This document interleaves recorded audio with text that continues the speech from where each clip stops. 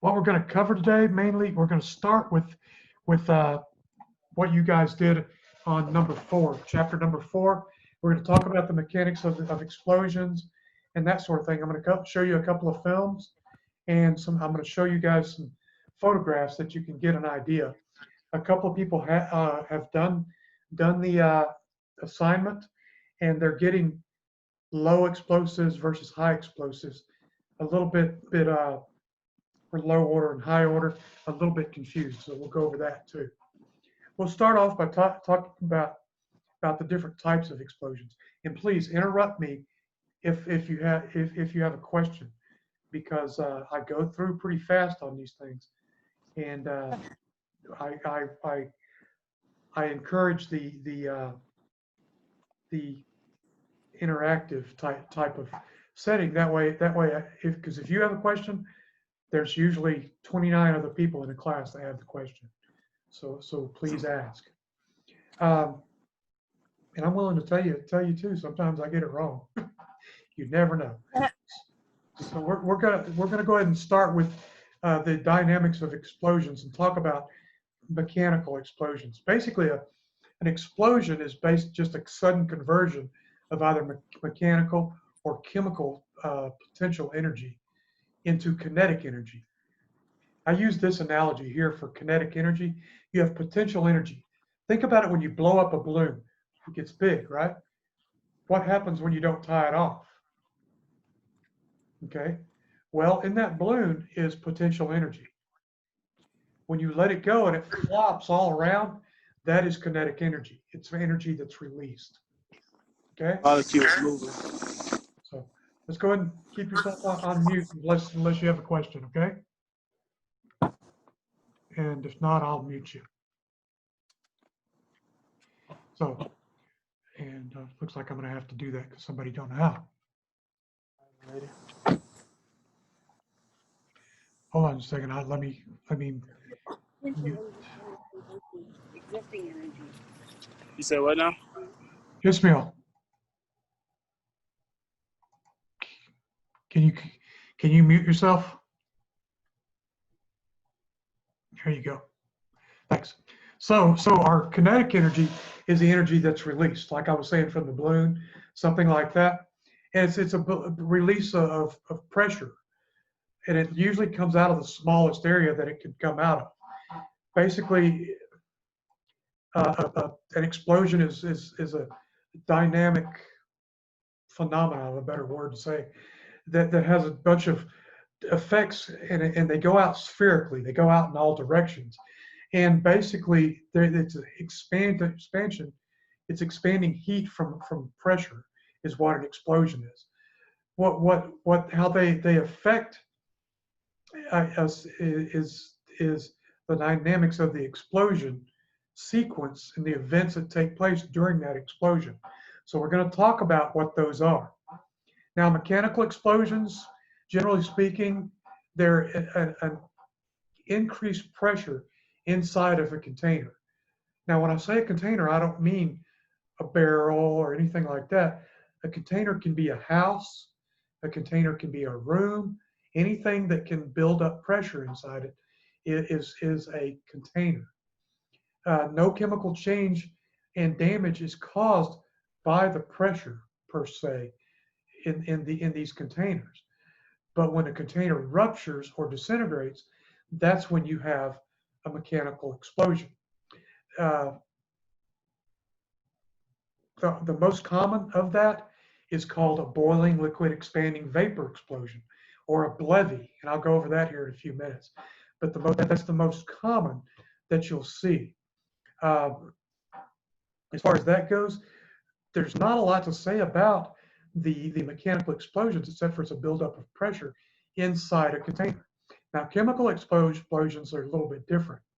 They're rapid exothermic reactions. And what that means is the explosions and the combustion moves along the blast pressure front. So what will happen is in a chemical explosion, it'll blow out like this. And what happens is it reacts, that blowout goes out all directions. So you get a lot more you get a lot more damage going out.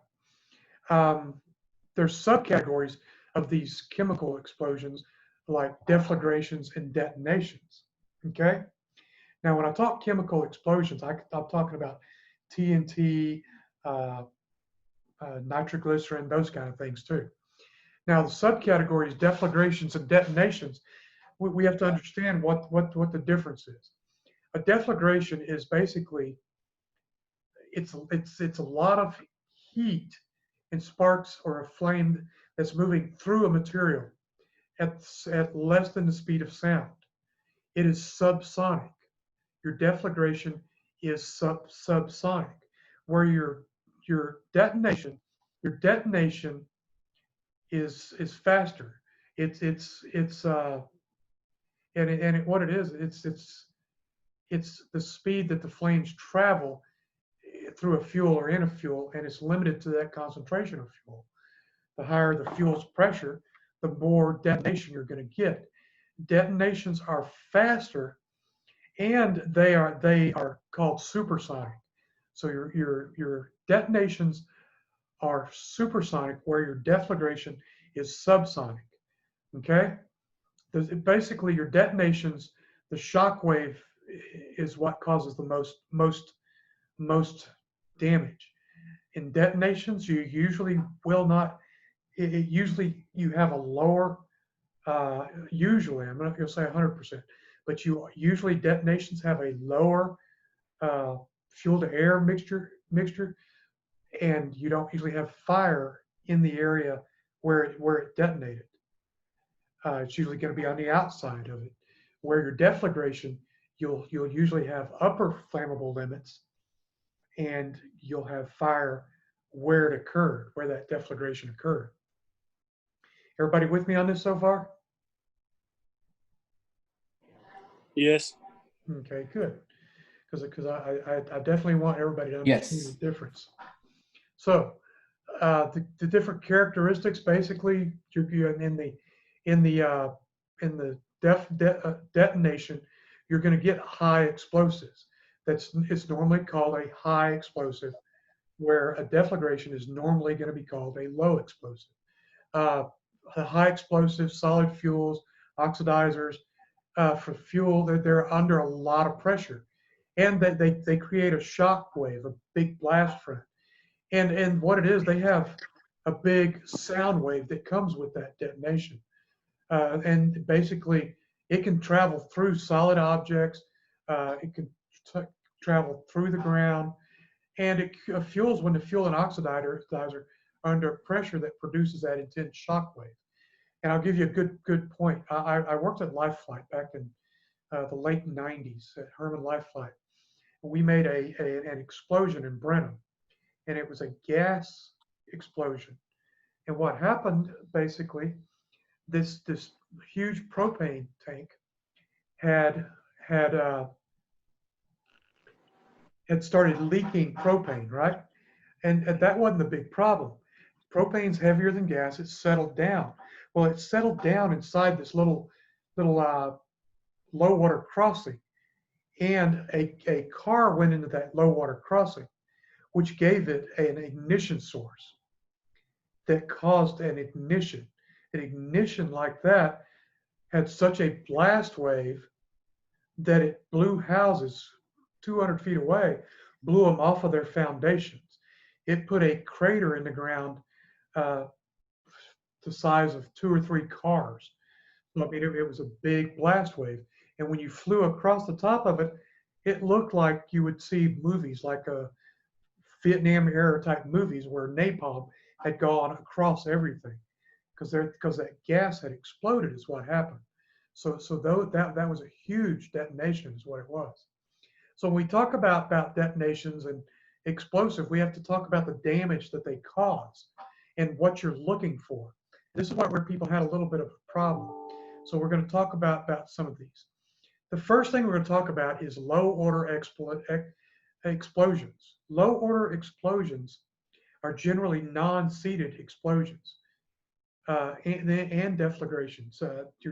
In some cases, your deflagration can cause an explosion, or the explosion can cause a deflagration. Deflagration is burning everywhere, nonstop burning pretty much. When you see a low order explosion, your walls are either going to fall outward, flat on the ground, or they're going to bulge out at the bottom. Okay, you're going to see windows dislodged. You're going to see roofs dislodged, and there is a good amount of debris, but it's spread over a short distance. Okay, everybody with me there? Your walls come out, your roofs go up, your windows dislodge, that kind of stuff. Your walls can bulge out or fall over, any number of things there. Now, your high order explosions, they are detonations, which are seeded explosions. And basically, what you're going to see in these is items that are shattered, blown apart. And what these shattered things look like, they're splinters. You're going to see splinters everywhere. I'm going to show you a couple of photographs here in a minute of these kind of things. And there's a lot of debris, and there's a lot of widespread damage. I'm going to show you if I can figure out on this screen. I'm going to show you guys a video here of a detonation. It's a military detonation, and we're going to see how well it comes out. Okay, got to wait for it to come up. And in this thing, what it'll show us is basically how the sorry about that, how the explosion occurs.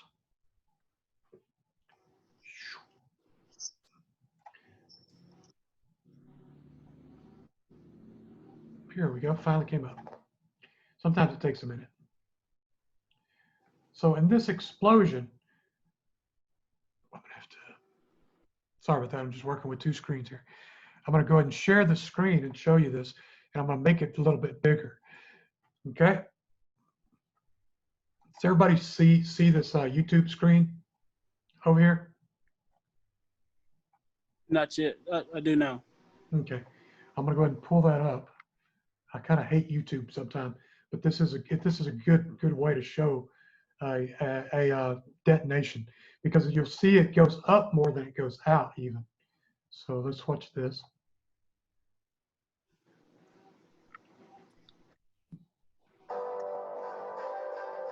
If you're looking for quality home insurance from a military partner who takes a personal approach and truly cares, you can't go wrong with Armed Forces Insurance.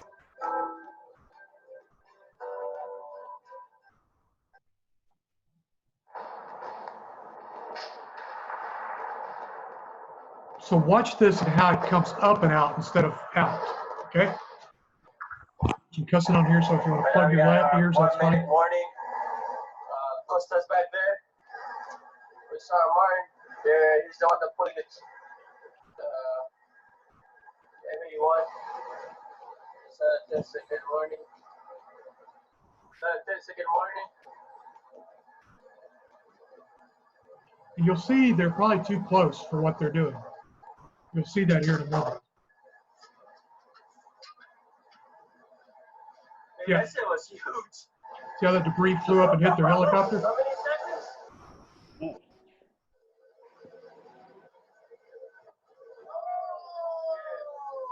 See how it goes up and out? That's what happens on a detonation.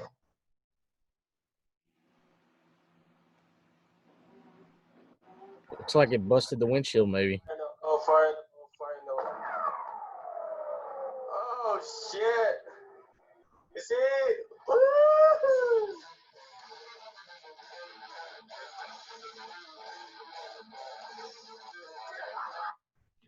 So let me unshare and we'll get back. So did you guys notice how that explosion went up and out? Up and out. It went up and out mainly because it's more of it's a detonation is what it is, a high order explosion. So is everybody see? Say again? I'm gonna have to get on YouTube and try to find it because I'm on my iPhone trying to connect it to my laptop. So Okay. all of the video is like lagging so far behind. So What I'll do is I'm not I'll really. copy all these videos and send them to you guys. Okay. That way, Okay. oh, I won't send the video. I'll send the links to them because I got a couple more I'm going to show you too. But that was a detonation. Everybody notice how it goes. If you saw it, it could go up and out. Where I'll show you a couple of different ones here in a moment. That was a detonation. The blast pressure front basically, it had a lot of gas in it. Did you see how it went up and made like a mushroom come out, that kind of thing? That's just a lot of gases in it, and it released a blast pressure that goes outward from the center, okay, up and out. There's a blast pressure front. There was an epicenter right in the middle. If they'd have shown, which they didn't, but there would have been there was a crater right there where that explosion occurred. The blast pressure front is the primary reason for injuries and damage because it blows things up and out, and shrapnel usually gets people, is what it does. Now, on a deflagration, the blast pressure front, they have those pressure fronts, but the detonations of gases are not part of the explosion. What it is, it's slower than the pressure rise is what it is, and the low order damage basically is not as intense as the high explosives. The blast pressure front goes through and expands the air in a mixture that surrounds the ignition source. So it goes, instead of going up and out, it goes more out, that kind of thing. There's actually in this low order though, what causes a lot of damage, they have a positive pressure front and a negative pressure front. So what happens is the blast goes out and then it comes back. There's more damage going out, but there's also damage coming back in. Okay? As far as the positive pressure phase, the low order explosion, the gases, they expand outward from the center and create a positive pressure wave. And I told you that was the majority of the damage, but it is the majority of the damage. It pushes, like you'll see trees laid over one way, but the negative pressure will come back, and basically what that negative pressure does is it'll kind of push everything back. So you have two blast pressure fronts. It moves the positive pressure moves away, the negative pressure comes back. Under real conditions, basically the shape of the blast to the front of it from the explosion is spherical in nature, but it's equal in all directions. But what it can do is, if there's a really solid object in front of it, it can either move that object, or if it's too big of an object, it can actually move around that object. Okay. Basically, it's called venting, is what it does. It vents around objects or through objects. Okay. And we're not going to talk a lot about the rate of pressure or anything like that, but in this pressure stuff, you'll find drywall, studs, all those things can be dislodged. Glass windows can be broken or dislodged. Even cars can be turned over. The negative pressure, basically, it's like I say, it's the stuff coming back, and it's a lower pressure that comes back. And the reason being is what it does. It goes out, meets a low pressure area because it's only going to go so far, and then it's going to come back to where the high pressure is. So the low pressure brings the movement back towards its origin. It's more secondary damage than primary damage for that secondary wave. Let's see, I'm trying to think if there's anything else. And again, you have ventilation that occurs in the low pressure. That's where windows are blown out because they don't have as much of a resistance as walls do and that kind of thing. And we look at the scenes, the rate of pressure rise is more important than the maximum pressure actually. So it all depends on the size of the vents, location of the vents, the rise of the pressure, a number of these things. And you'll get a lot of shrapnel fragmentation in both these type of explosions. Shrapnel and debris, it might go a long ways. And I'll give you another for instance.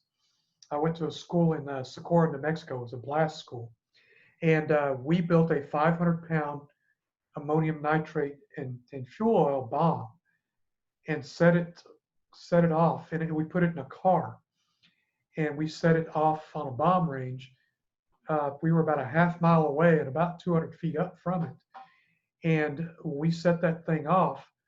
It literally blew debris all the way up into a big shield glass front that they had in front of us, a half mile away and 200 feet up. So, I mean, those things will move a lot of damage and push a long distance.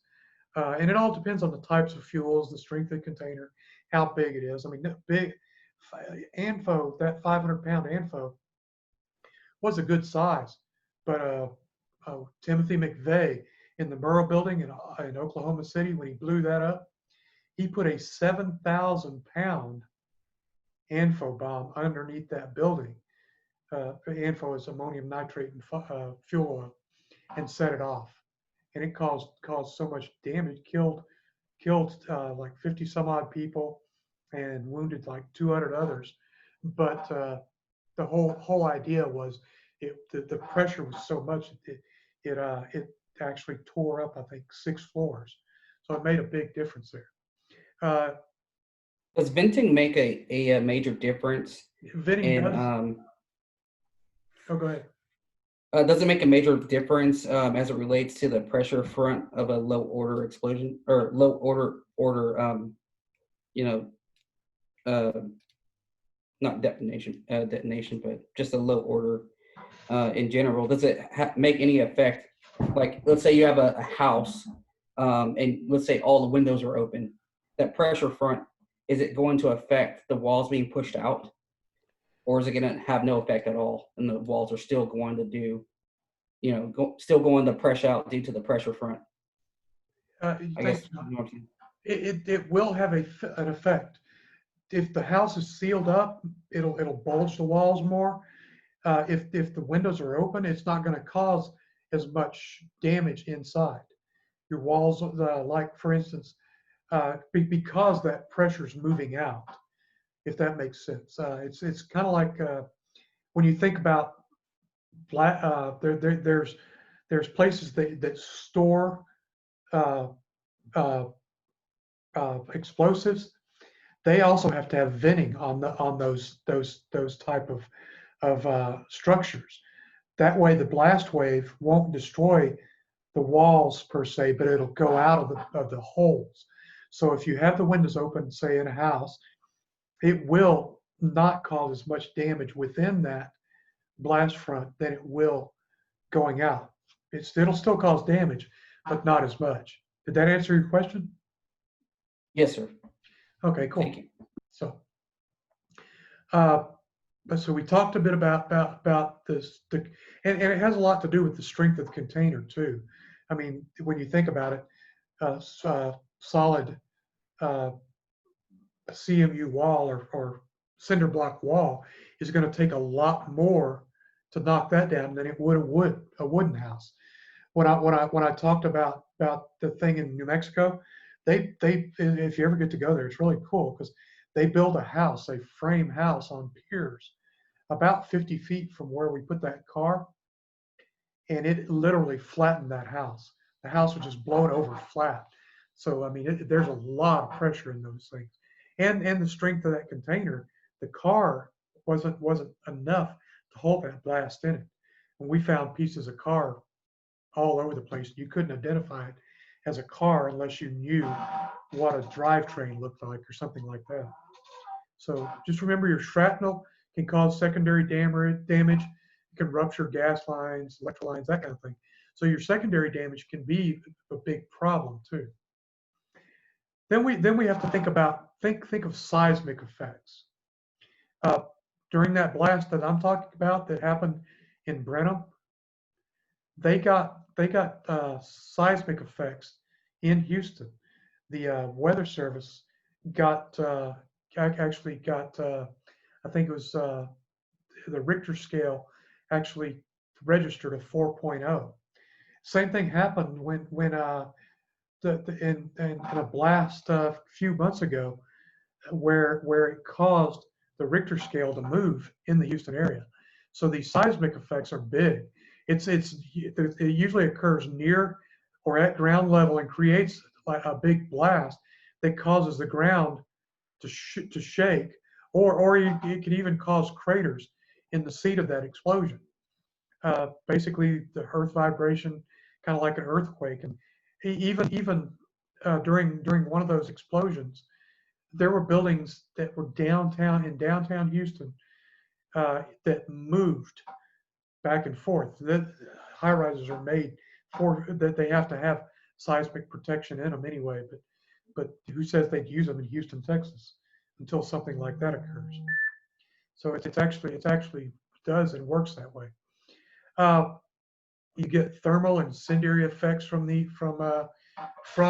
these explosions, and you also get the different vapors and gases on the surface mass change that incendiary effect.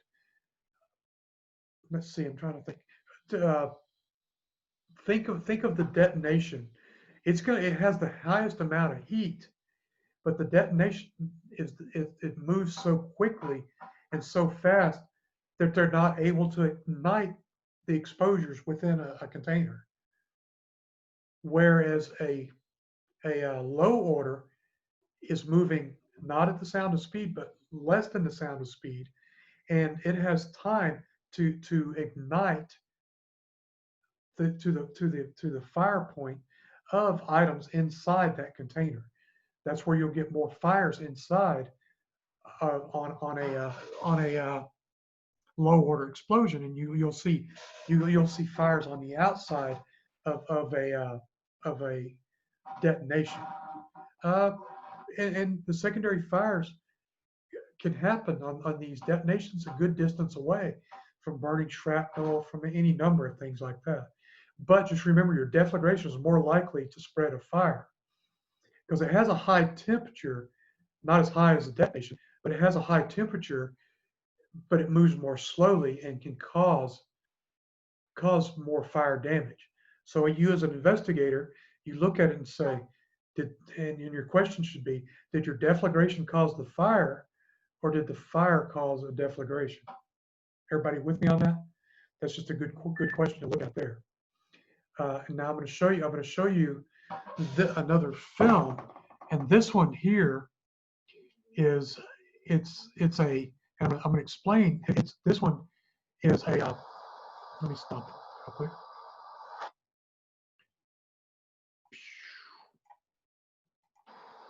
Okay, let me share the screen. This one is and it's going to surprise some people. Everybody see this house over here? I just need one person to say they see the screen. Yes. Okay. Yes, I see it. Good deal. Now, when you look at this, this is I call it a smoke explosion. It's a backdraft. A backdraft is a smoke explosion. Okay, what it is all the heated gases in there. And watch what happens to this house when this occurs, and you can see the difference. It's a low order explosion. Okay, and we'll discuss it here once it happens. Oop, wrong one. There we go.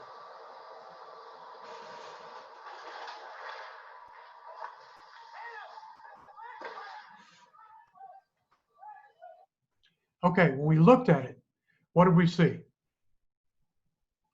We saw, did we not see that wall fall over, number one?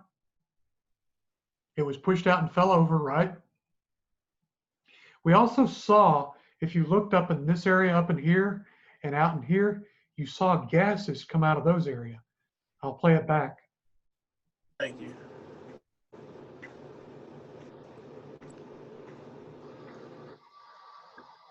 See this area is coming, smoke coming out? And watch how they puff. Got puffed out down here. That wall fell over. I seen it. A backdraft occurred inside that house and it went to the point of least resistance. which was down here, these windows, this vent here, and apparently this wall here was the one that was closest to the explosion. So does everybody understand the difference in that high order and that low order now? Yes, Yes. the low order has like I'm assuming larger debris, and the high order has like pretty much like smaller debris. That's it exactly. You're right. So when you see these kind of things you'll understand. Now I'm going to show you some photographs here in a minute, and we'll get to those. Okay. Basically, the seeded explosions, like we saw in the other one, I'll show you these. But the seeded explosions, they're going to have an epicenter. They start and they. Sorry about that. Having some trouble with this thing. What they do is the epicenter. It's the center of that seeded explosion, and basically the size of the epicenter is based on the size of the blast. It might have a big epicenter. It could have a small one. And remember, it travels. What we saw just now was a low order explosion, but the seeded explosions are the high order. And what they do, these things, they're supersonic. That means they travel at more than 1,100 feet per second. I don't know about you, I can't move that fast. But when we talk about these seeded explosions, a lot of times you'll find these BLEVEs, the boiling liquid vapor expansion explosions, boiling liquid exploding vapor expansion explosions. What they are, they're caused by LPG, natural gas, petroleum gases, things like that. And what happens there, they're in a container and they're stored under pressure. Then it takes less time for that liquid, that gas in there to start to boil and create more of a pressure in that. Now I'm going to show you guys another video, and this one here is of a BLEVE, and this BLEVE is takes a few minutes to come up for some reason. But what this BLEVE does is it shows you it's a seeded explosion. Several motorists ignore police and drive past the fire, unaware of the danger building inside the tanker. Hold on a second. Let me move this thing back. And I'm going to go ahead and pull this back up again so you guys can see it. As soon as I find it. Okay. So I'm going to show you this one now.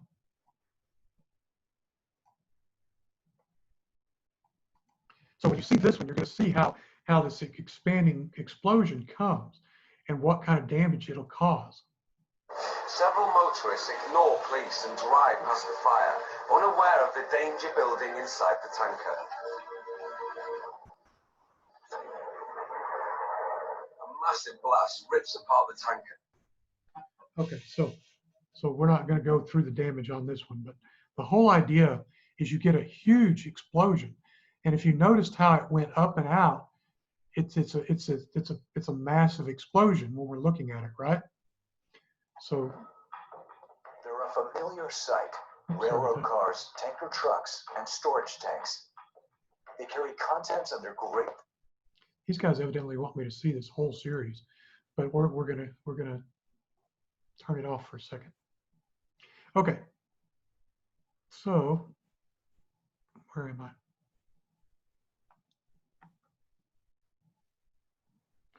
So when we looked at that BLEVE, did you see how it kind of it was a huge blast because the container was so tight, right? So therefore it went up and out and straight across in some cases. We saw it go out, but it had a huge blast pressure front. So when we look at that, we have to understand the categories: the low order explosive, the deflagration, and the high order explosive. Generally speaking, that BLEVE is going to be, it depends, if like the one I was telling you about, where it found a ignition source, that was a low order explosion. Where it was right there and in the ignition, the container did what it did, that's a high order explosion. So you can have them both every way.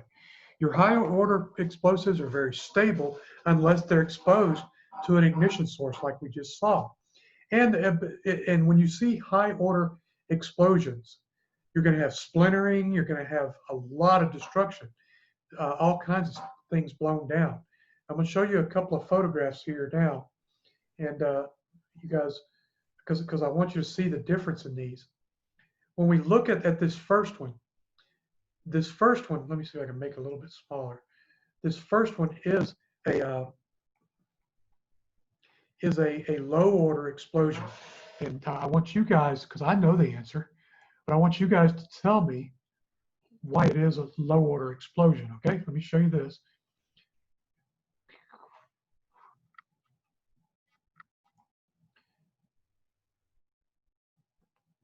Can everybody see this photograph here?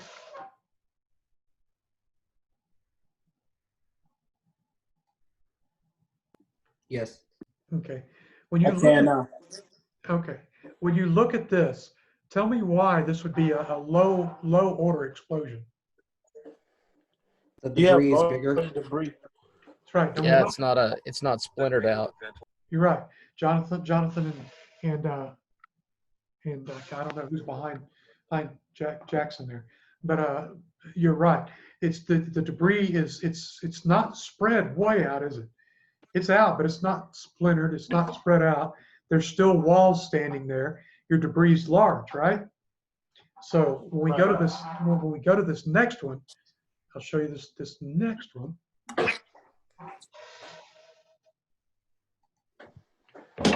When you look at this one, what kind of explosion is that? I would say that's a low order explosion. It is Everything is seating down. exactly, because you can see the roof's been lifted up, right? The walls are blown out. Those are two different types of low order explosions, right? But they're caused by the same type of reaction. Now I'm going to show you a couple others. When you look at this one, what is this? That is a high order explosion due to smaller debris scattered all over the place. Exactly. And when you look at this, yeah, it can become confusing because there is burning over in this area here, but when you look at it all together, you're splintering out here, you're splitting out here, you have burns in here.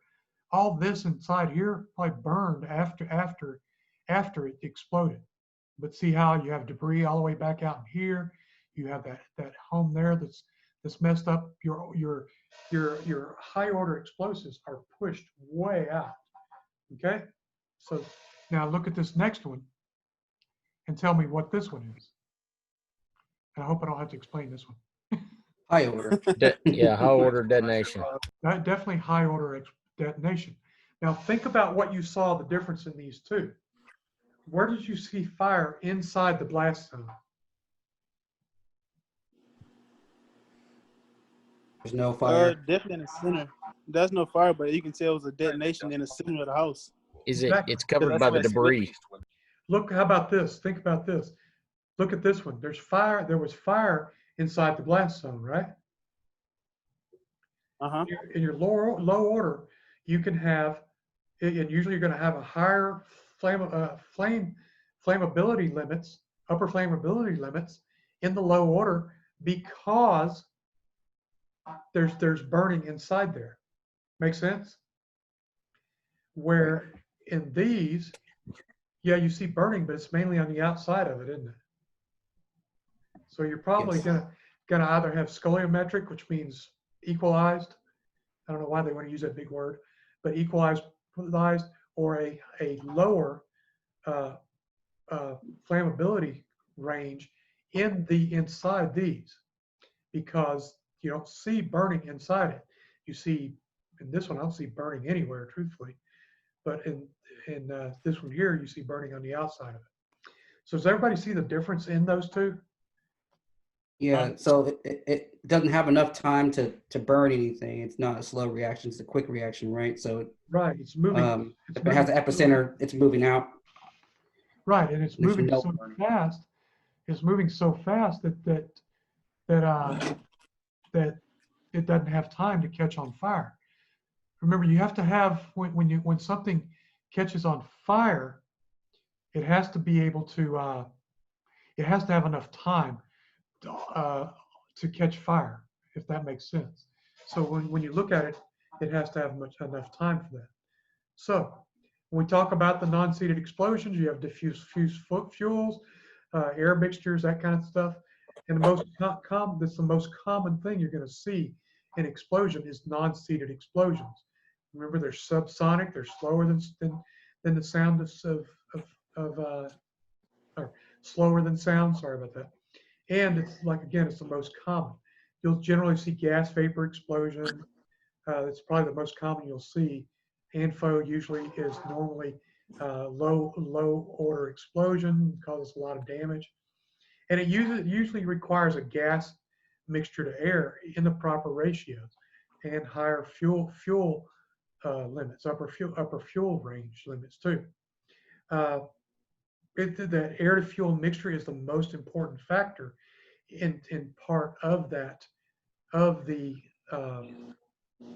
non-seeded or the low pressure explosions. Okay, has to be in that upper flammability limits for things to catch on fire. And if it's lower, usually you're not going to have a fire at all, and you might have some post-explosion fire, but not normally you would not have it. Let's see. I'm trying to think if there's anything else we're going to cover on here.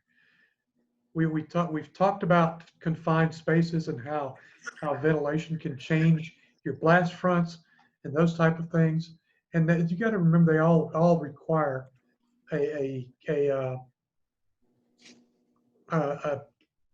container normally. And for instance, like when that car got down into that low water crossing, that was the container.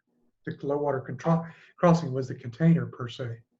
Okay, so things that other things we want to talk about, other types of things. I want to talk a little bit about dust explosions, and we see these a lot of times in rural fire districts, rural areas. When I got a question. Yes.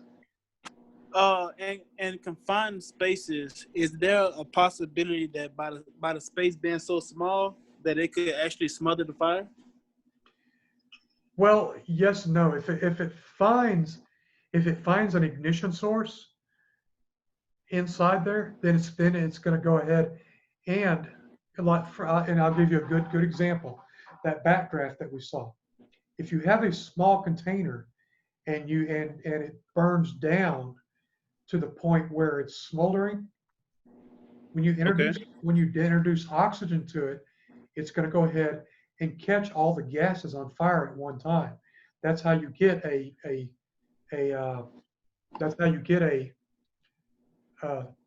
smoke explosion or a backdraft. So yeah, you could still have it unless it all burns out. I mean, anything will burn out if you leave it long enough.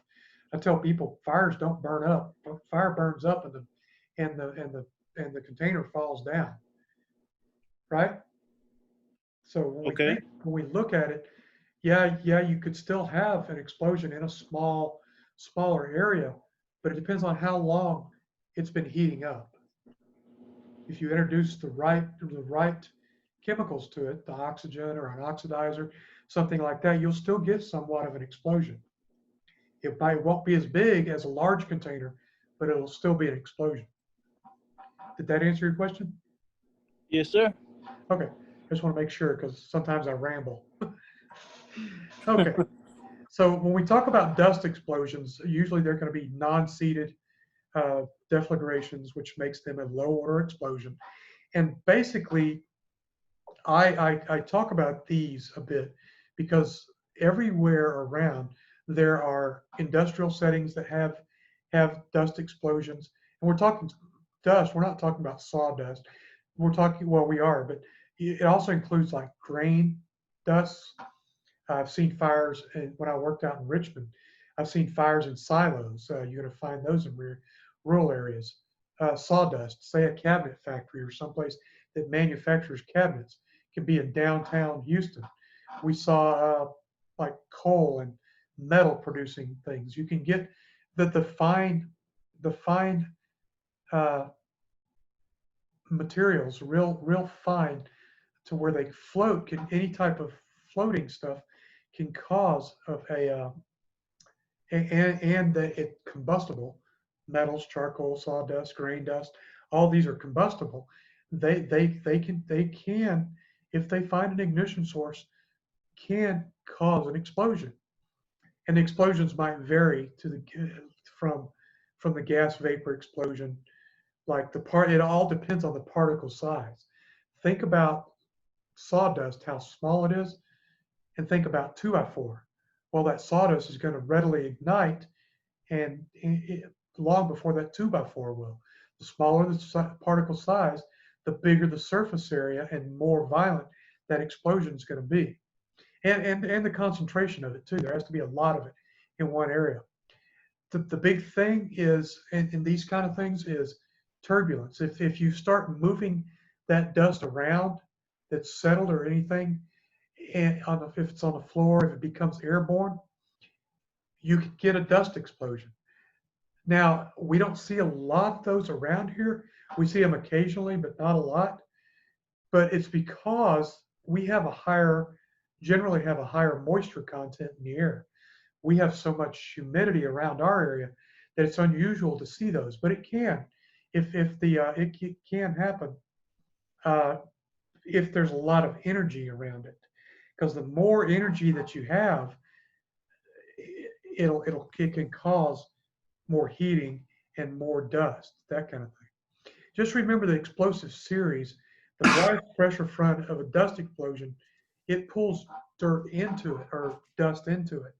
And what happens is with these dust explosions, expect a secondary dust explosion, because what it does, it pulls more dust into the explosion itself, and it moves ahead of that blast front.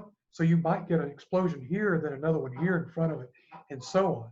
So there's a lot of things to think about when you look at these blast fronts and those type of explosions, dust explosions. So that's related to the negative and positive, the positive and negative front, how it pushes out then pulls in. Same kind of Right. concept with the dust. It's the same concept with the dust, except what it is dust. Like I say, instead of it pulling, it won't take as long for it to pull in. Excuse me. It doesn't take as long for it to pull in as it does with a different type of front, because it's already present. Because what it does is it causes turbulence to pull up more dust, and more dust causes more damage.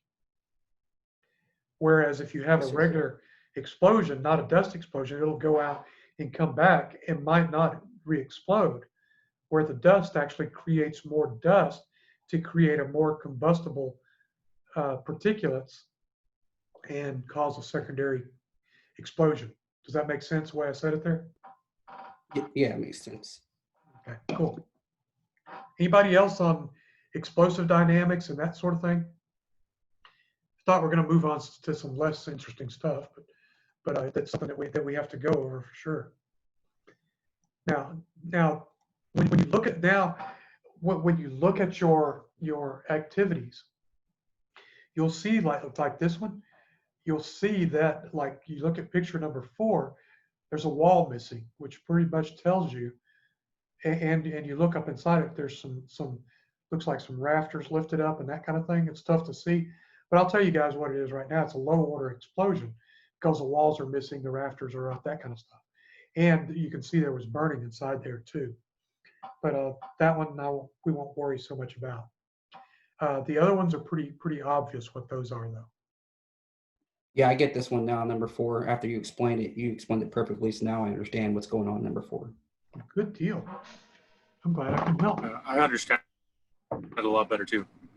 Oh, good. That's why we like doing these every week.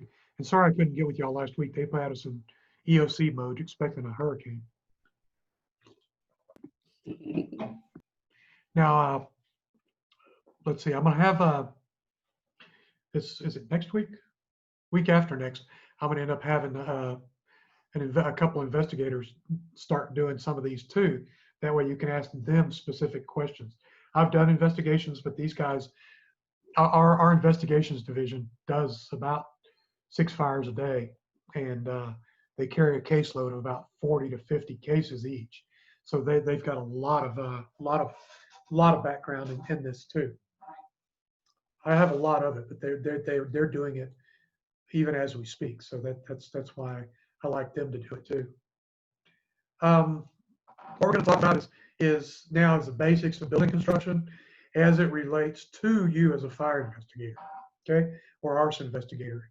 And I'll tell you now, the only difference between a fire investigator and an arson investigator is a fire investigator does not have a police license, where an arson investigator has a police license. It's the same exact certification. Okay? If people are wondering. If you're not wondering, well, that's your answer anyway.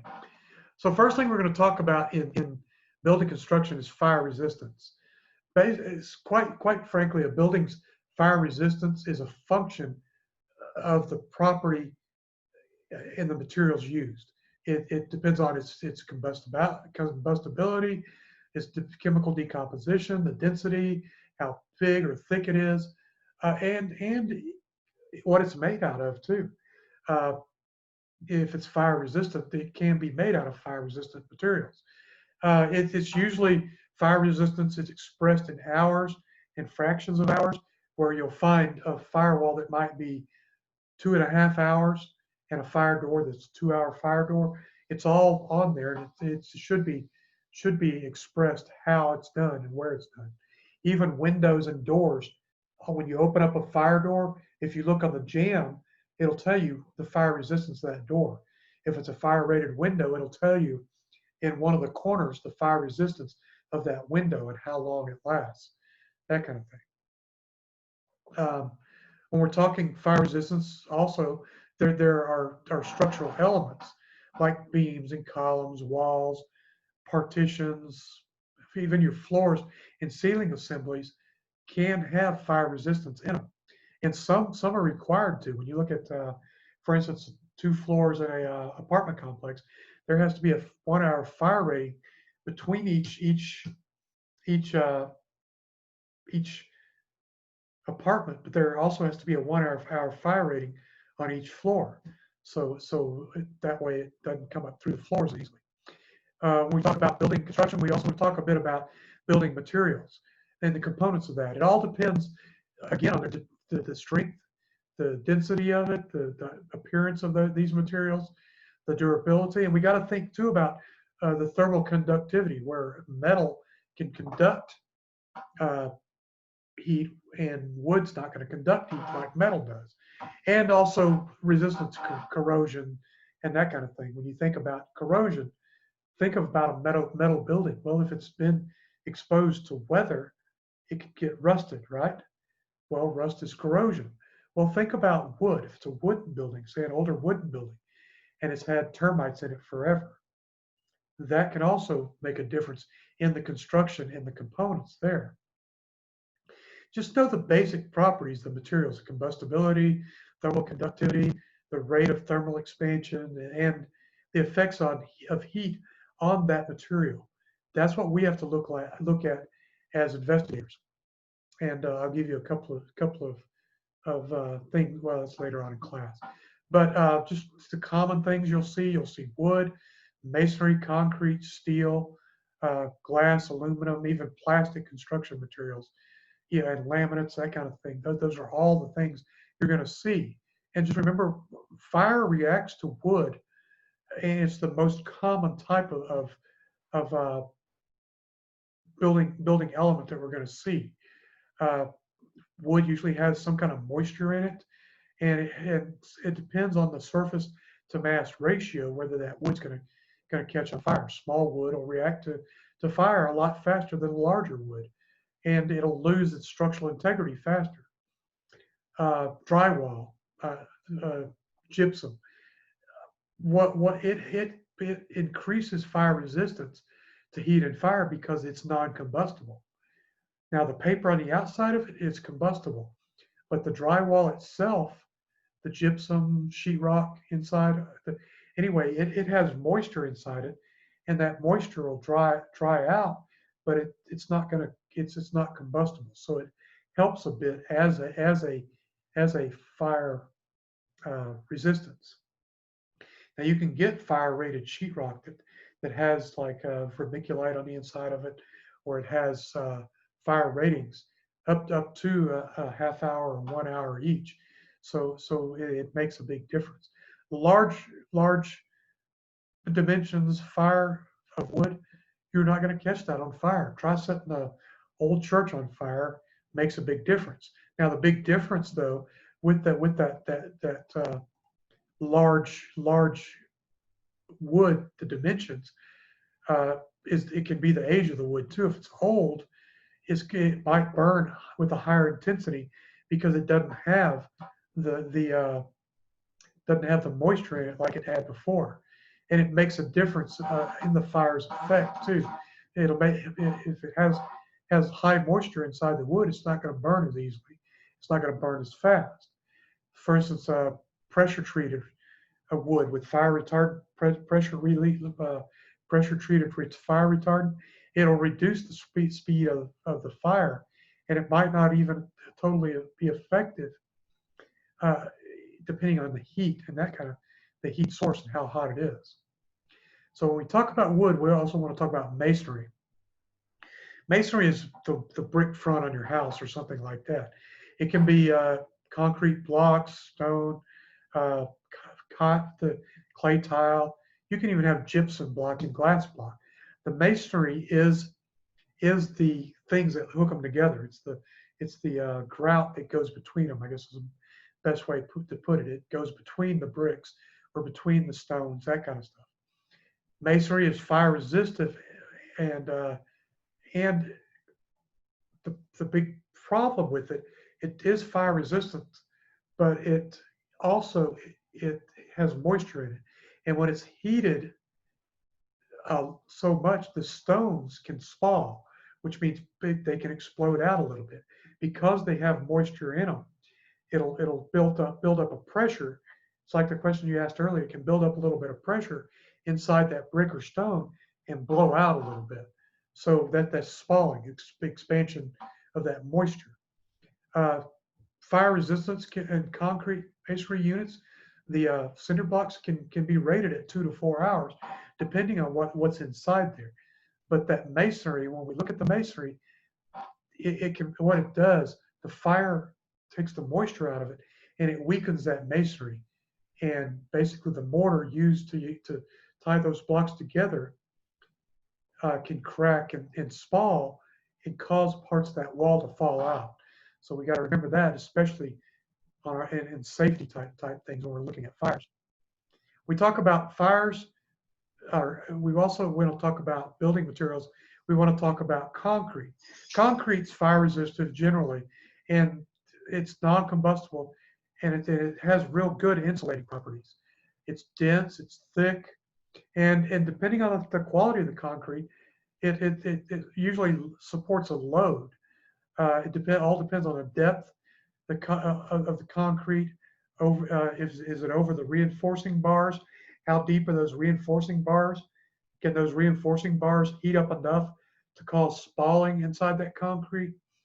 Can it heat up enough that if it's attached to something wooden, can it cause thermal heat to catch wood on fire? Something like that. So those are things we have to think of when we're thinking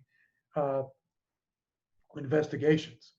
Investigations, you have to think of all the things that could happen and eliminate those. And when you see me bringing back feedback to you, we're looking at it as in a different perspective. That don't mean you're wrong. That means that I see something different than you see in most cases. Or I might see the same thing in a different light. So when I give you feedback, it doesn't always mean you're wrong. It's just I see something different, and I'll give you I'll give you a fire that I went to a couple of years ago. I went to a fire, and this investigator, I've been working with him for years, and we were teaching one of these classes, and it was in face-to-face class at the county, and he called me and said, "Hey Norm, I'm just down the street. You want to bring your class over here? I can't figure this one out." And I got in there, and he'd been in there looking at it for about an hour, and he told me, "I see this and this and this." Well, when I looked at it, the first thing I looked at, I recognized where where the origin of the fire was. And I recognized the seat of the origin. And that's because sometimes a second set of eyes makes a difference. In this case, he saw the fire go light up a bed, well, this is what I saw. It looked like the fire had started in the attic and came down through the window into the bedroom. Well, when I looked at it, I saw the fire started low in the bedroom, went up the window, and then into the attic through the soffit. And when we got to looking, we found a electric cord that had burned up, was rolled up on top of each other, had heated up enough that it caught the bedding on fire, went up and broke the window and got up into the soffit and into the attic. So you see different perspectives, and it doesn't mean you're always wrong. It's just you're seeing something different. So when you get those kind of answers, don't worry about that. Just think, well, maybe I can see it that way, or I can't. So when we talk about the other parts of building components, sorry, I got off on a tangent. When we talk about building components, we talk about steel. The big thing with steel is it's fire resistant, but it can cause, if it's heated up to say 7 to 1200 degrees, it can start expanding, elongating what it does, and it weakens that steel. And there's variable things on the weakening of that steel. The steel, it depends on how far the span is across, the load and spacing, even the composition of steel. If it's cheap steel, it's going to elongate a lot faster. It's not going to burn, but what it can do, especially think of these warehouses. They have these tilt wall warehouses. These concrete beams hold up that tilted concrete. Well, when that beam expands and it gives out, it can cause that concrete to fall. So those are things that we might have to endure when we're looking at a fire as an investigator. To remember, steel is a good conductor of heat. When we talked about that a moment ago, and separate fires can occur because of the heat transfer by that conduction of heat. When we talk a little bit, we want to talk about cast iron. Cast iron is basically a veneer, and it's been used mainly for design more than anything else. But you do find some building with columns in the early 20th century. You'll find columns, say in the 1920s, 1930s, 40s, even up in the 50s. You'll find buildings with concrete or cast iron columns. And the problem with cast iron, it's strong on a up and down, on a vertical force. The compression is strong, but the problem is in a fire, when they put water on this, it'll cause it to become brittle and shatter. So when they put water on it and it's rapidly cooled, these cast iron pipes or columns can cause that veneer to fail and cause that section of a building to collapse. And again, it's good with vertical, but once something horizontal leans on it, like a wall or something like that, it can cause it to fall too. So we have to think about that when we're looking at cast iron. Aluminum, it's pretty common now because you can make your mobile homes are made out of aluminum, roof coverings, wall coverings, electrical wiring. In some cases, you won't see that very often because it's not up to code, but in older neighborhoods, you'll see it. And even windows and door framings in like residences, you'll find aluminum. And because of the low melting point in temperature, it's not unusual to see melted aluminum at a fire scene because it doesn't take much at all to melt that aluminum. Gypsum, we talked a little about it. It contains high water. Gypsum is the same thing as drywall, sheetrock, all that's the same thing. And it has a high water content in it. When heat is applied to that water, the water evaporates, which makes that fire resistant. Now,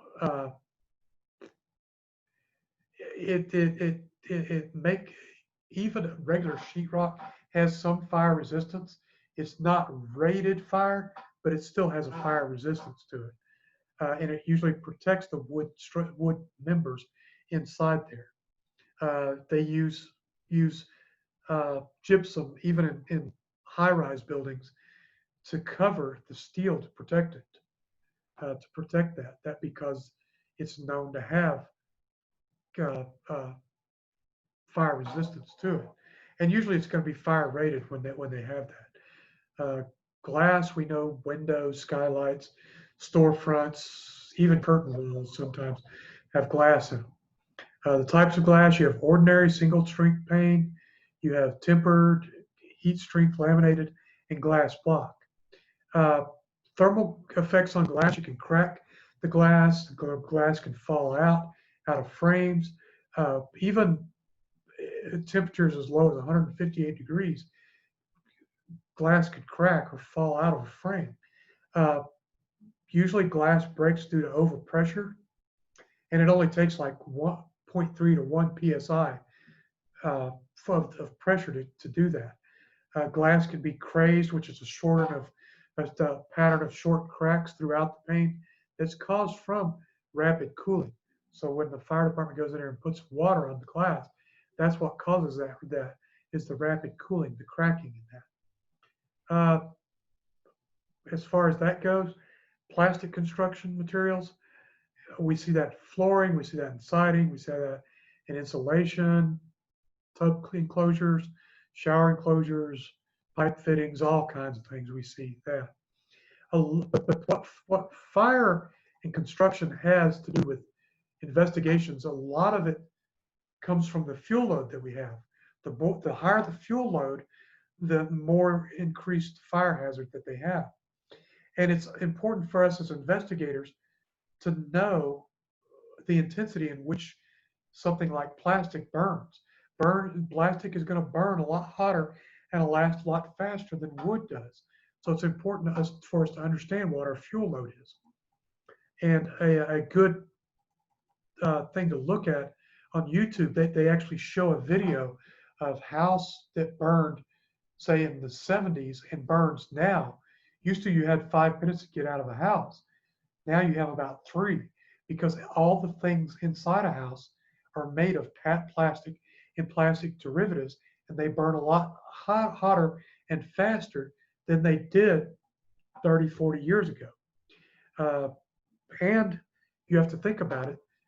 If they have more plastics in them, they're going to be more toxic, and people are going to die from the smoke and that kind of stuff a lot more quickly than they would in old houses, old furniture, that kind of thing. As we go through, we want to talk about the different classes, and you'll see these classes in your book, but you'll see these on tests too, the different classifications of building. Now, when I talk about them, they are classifications, not occupancy classifications, but building classifications, building types. You have type 1 building. Type 1 building is things you see on a high rise. You'll see that they are fire resistive.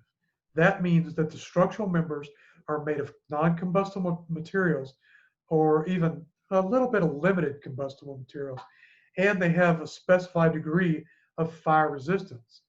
That's type 1. You'll see them in high rises. You'll see them in a lot of new construction, that kind of thing, where it's mainly metal and metal components that are made or are built in these. Now your type 2 fire or type 2 construction is non-combustible or protected non-combustible. What that means basically that they're similar to type 1, except the degree of fire resistance is less.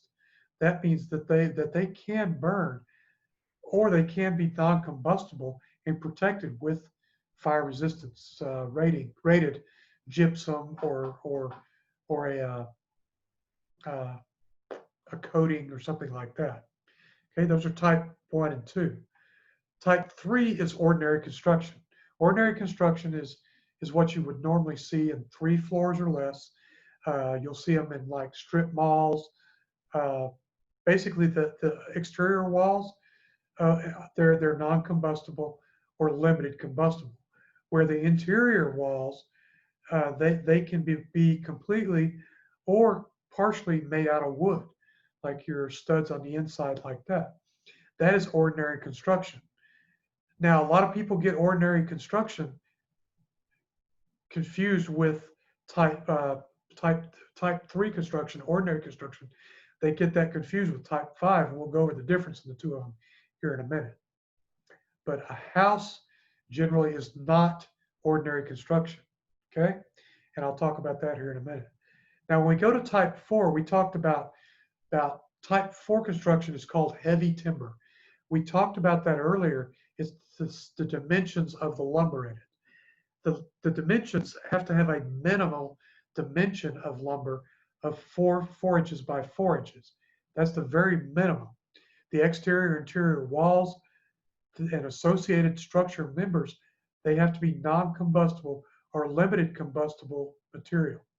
The heavy timbers you'll see in things like theaters, or you'll see them in churches, that kind of thing. Heavy timber is it's not, you don't see it very often, but when you see it, it's pretty obvious. A log cabin, for instance, is a heavy timber construction. And then your interior, if the minimal dimensions are larger, they're still type 3 or type 4 or heavy timber construction.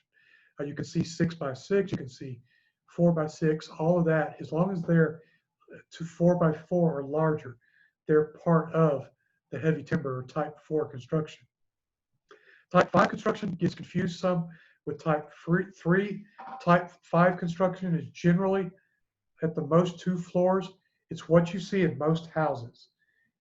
A house with a brick veneer front is type 5 ordinary, or I'm sorry, type 5 wood frame construction. Type 3 is ordinary construction. Your outside walls are made of non-combustible materials. That means the studs, the outside wall materials, everything is non-combustible in type 3. In type 5, why a wood frame house, a house like mine or yours, if it has studs that are made out of wood, that's combustible, wood frame. The exterior walls, the bearing walls, the floors, the roofs, all the supports are made completely or partially of wood. My house has 2 large I-beams in it that are made out of steel, but it's still considered wood frame because the majority of the house is wood and smaller dimensions than those that are used for type 3 or type 4. So be sure and look at these in your book not to get them confused. Okay? Any questions about the types of construction that are out there? By that silence, No. Okay, good. No. Take it as a no. Good deal. So yeah, look over those because it can be confusing. When we talk about unique construction considerations, we want to talk about manufactured homes or mobile homes. There's 4 major components to a mobile home. You have a chassis, which they always have one. You have a floor system, wall system, and roof system. The fire behaviors need things. Mostly you have small compartments, so you're going to have small fires. You have low ceiling heights, which are going to cause it to go up and out of that small compartment a lot faster. Your walls and floors and ceilings assemblies are usually made out of composition or laminated materials, that kind of thing. And they use lightweight construction in these things. So they're going to burn a lot faster, especially the older ones, because the newer ones from about 2000, I think, 1973 or 1976 was when they put into law that they had to start using fire-resistant materials in some of these. So therefore, if you see one before that, it's going to burn a lot faster than the newer ones will. Basically, there's prefabbed homes, prefabricated, and that what those are, they're just delivered and assembled on site.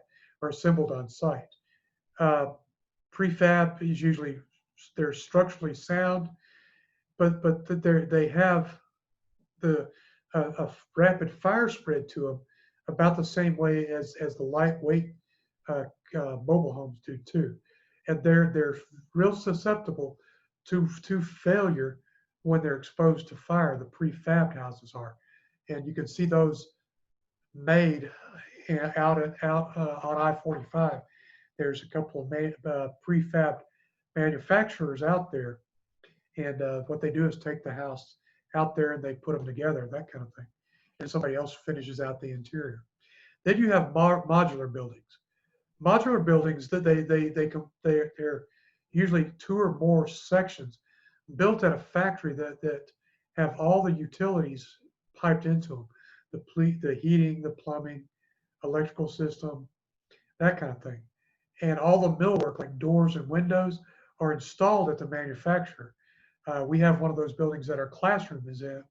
One of our classrooms is in over at the fire marshal's office. And some sections are designed to stack on top of each other and form multi-story buildings. And I'll give you a good for instance. If you've ever been down to Galveston and you look at the San Luis Hotel, that is a modular building. The San Luis was brought in and built modularly. All the hotel rooms are separately built and put in there, and then they installed all the things like the sprinkler systems and the fire alarm systems after they got them in there. So when they stack, they can be multi-story buildings. They have to meet or exceed most building codes, and they do. They're actually most of them exceed the building codes. If you go bang on a wall of a modular building, you're going to find that they're usually centered closer together than 16 inches. They might be 12 inches, or they might be stronger. And depending on how they're constructed, your fire might travel in different ways, because there might be openings to push the different parts and utilities through. So you might see something there. We're not going to talk a lot. We're not going to talk too much about geodesic construction because you don't see it very often. But that's one that's a vault style home, and it's built on like tension rods. And then the log homes, we know what that is. They're usually well insulated, usually don't have insulated walls, that kind of thing. And they can take a higher than expected temperature, but they have less ventilation in them. So the things that are going to burn on these log cabins, those kind of things, is the finishes, the finishes, varnishes, that kind of thing. They can cause different fire patterns, and we'll talk about those later on too. Your roof systems basically are there to protect you from the weather. They're stable unless they catch on fire. Then they have to be considered unstable if your roof's on fire.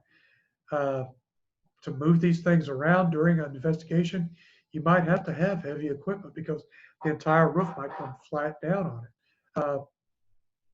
it. And you got to, I can tell you, we've seen where fires start from the roof. For instance, we had last year a fire at a Hampton Inn that had just opened, and it was sprinklered and everything else. Well, fire got up on the roof and caused the roofing material to catch on fire. What happened was the grounds people went in and put mulch up against the building.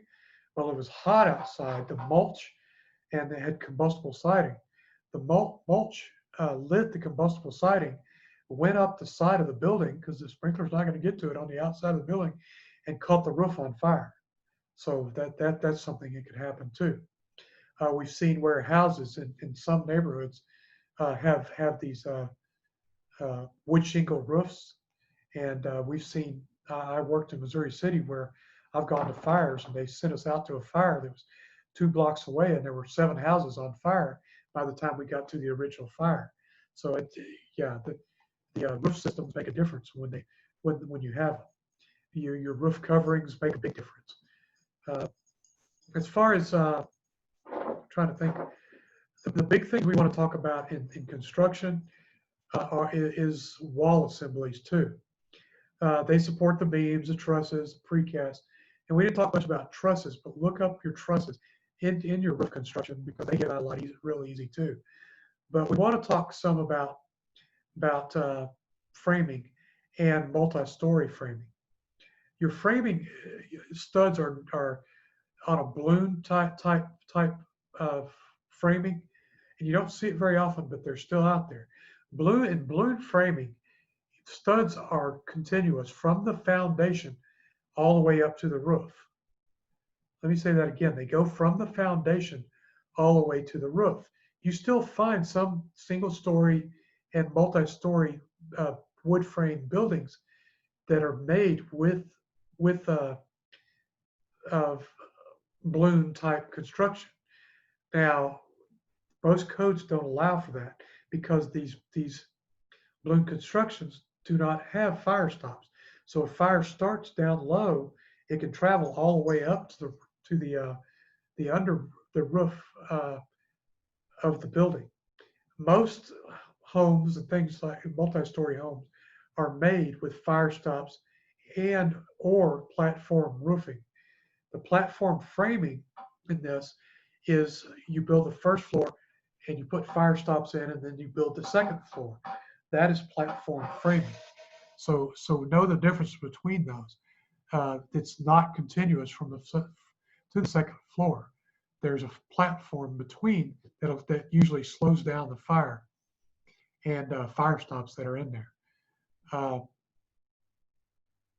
Quite simply, that's what it is.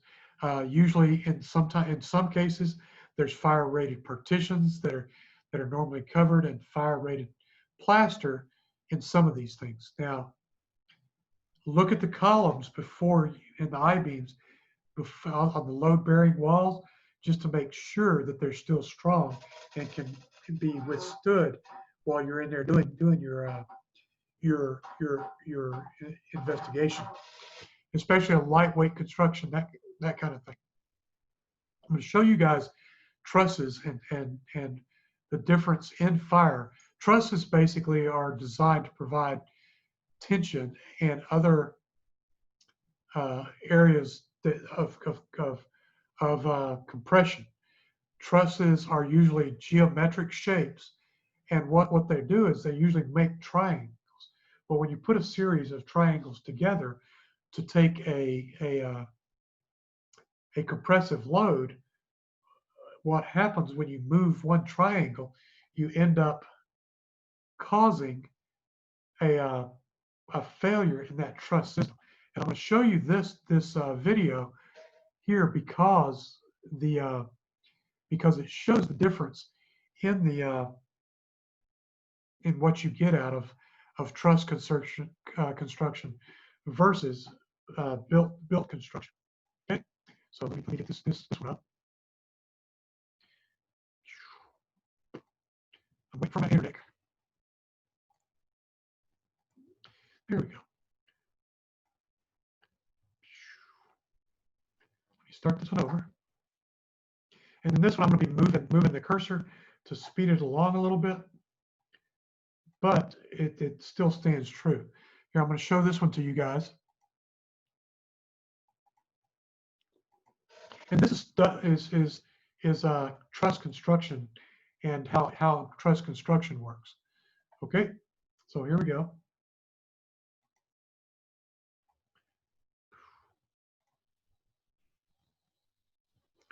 It'll start making noise here in a minute.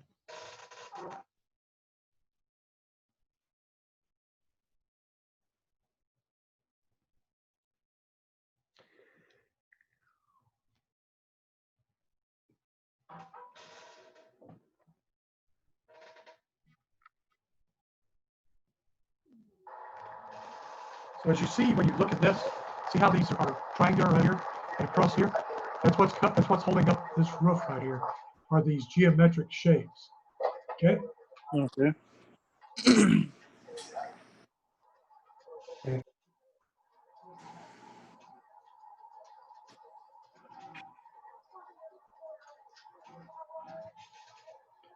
So we look at it, it looks okay right now, but I'm gonna move it up a little bit. You can see the fire is down below and it's intensifying, getting up in the roof.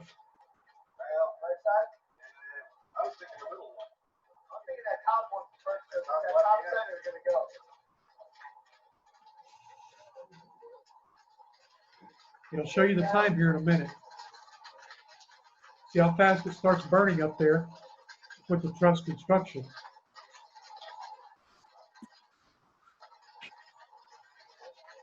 And you'll see how long it'll take to last. 5 minutes.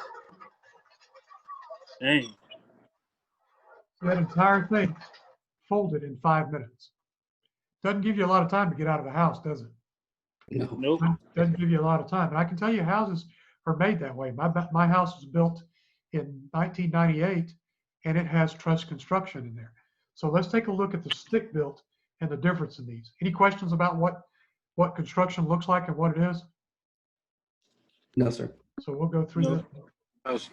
Let's look at this one here in a minute. And I'm going to speed it along. We see how fast it goes. Now, this one's stick built. Notice how everything goes straight up and down. And they're burning it on both sides.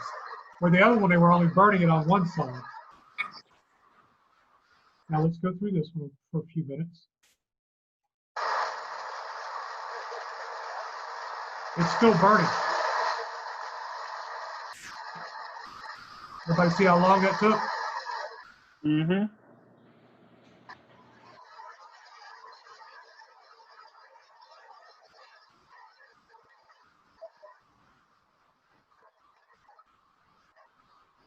Did it collapse? No. It's been burning 10 minutes and it still hasn't collapsed. 17 minutes compared to 5 minutes.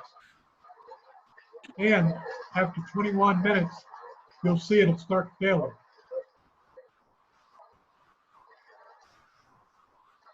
See? And only part of it came in. The whole thing didn't come in.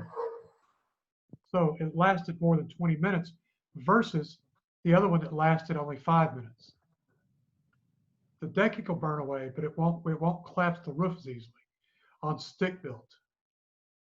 So when we look at these, it makes a big difference on the way that they burn and the way that we should be doing our investigations as far as our safety goes too. Makes a huge difference, doesn't it? Most people don't get it unless they see something like that. So look at truss construction as a danger. Roof systems, they support the contents that transmit live loads and dead loads. We know all that stuff. And they provide the concrete, they provide stability. You get lightweight cast in place concrete, they can do that. Usually floors have some kind of web system, bar joist, something like that, or trusses. So you can have floors fail from trusses, but a lot of them have steel beams in them too. And even your trusses can fail with steel beam construction if they're trusses, because it can elongate that steel and cause your trusses to fail. So when we look at that, what's the question?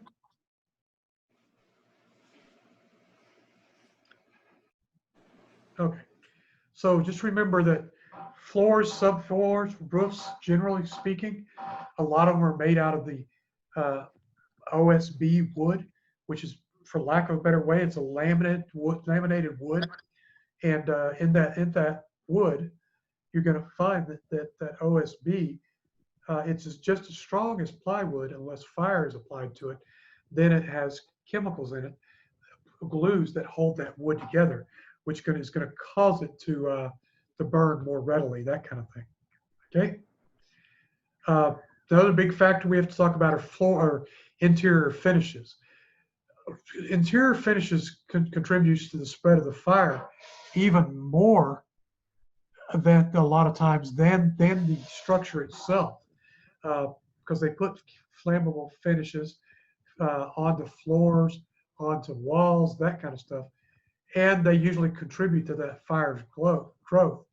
And that they a lot of times result in the fire's deaths because the people die from the exposure to the smoke that's put off by these finishes. It's usually influences the flame spread mainly because of the chemical composition of that finish. Remember compartmentation, or the compartments themselves. That's why if you keep doors closed, that kind of stuff, it's going to slow down the travel of fire. That's why in fire safety you always say close the door behind you. That's why fire doors have automatic closers on them. It helps stop the fire from moving into other concealed spaces or other areas of the partitions. So the compartmentation, that's the word, compartmentation of it makes a big difference in these barriers and designs. The walls can create compartments. Partitions can create compartments. Doors and windows create compartments. Even floors and ceilings can act as a barrier in a compartment.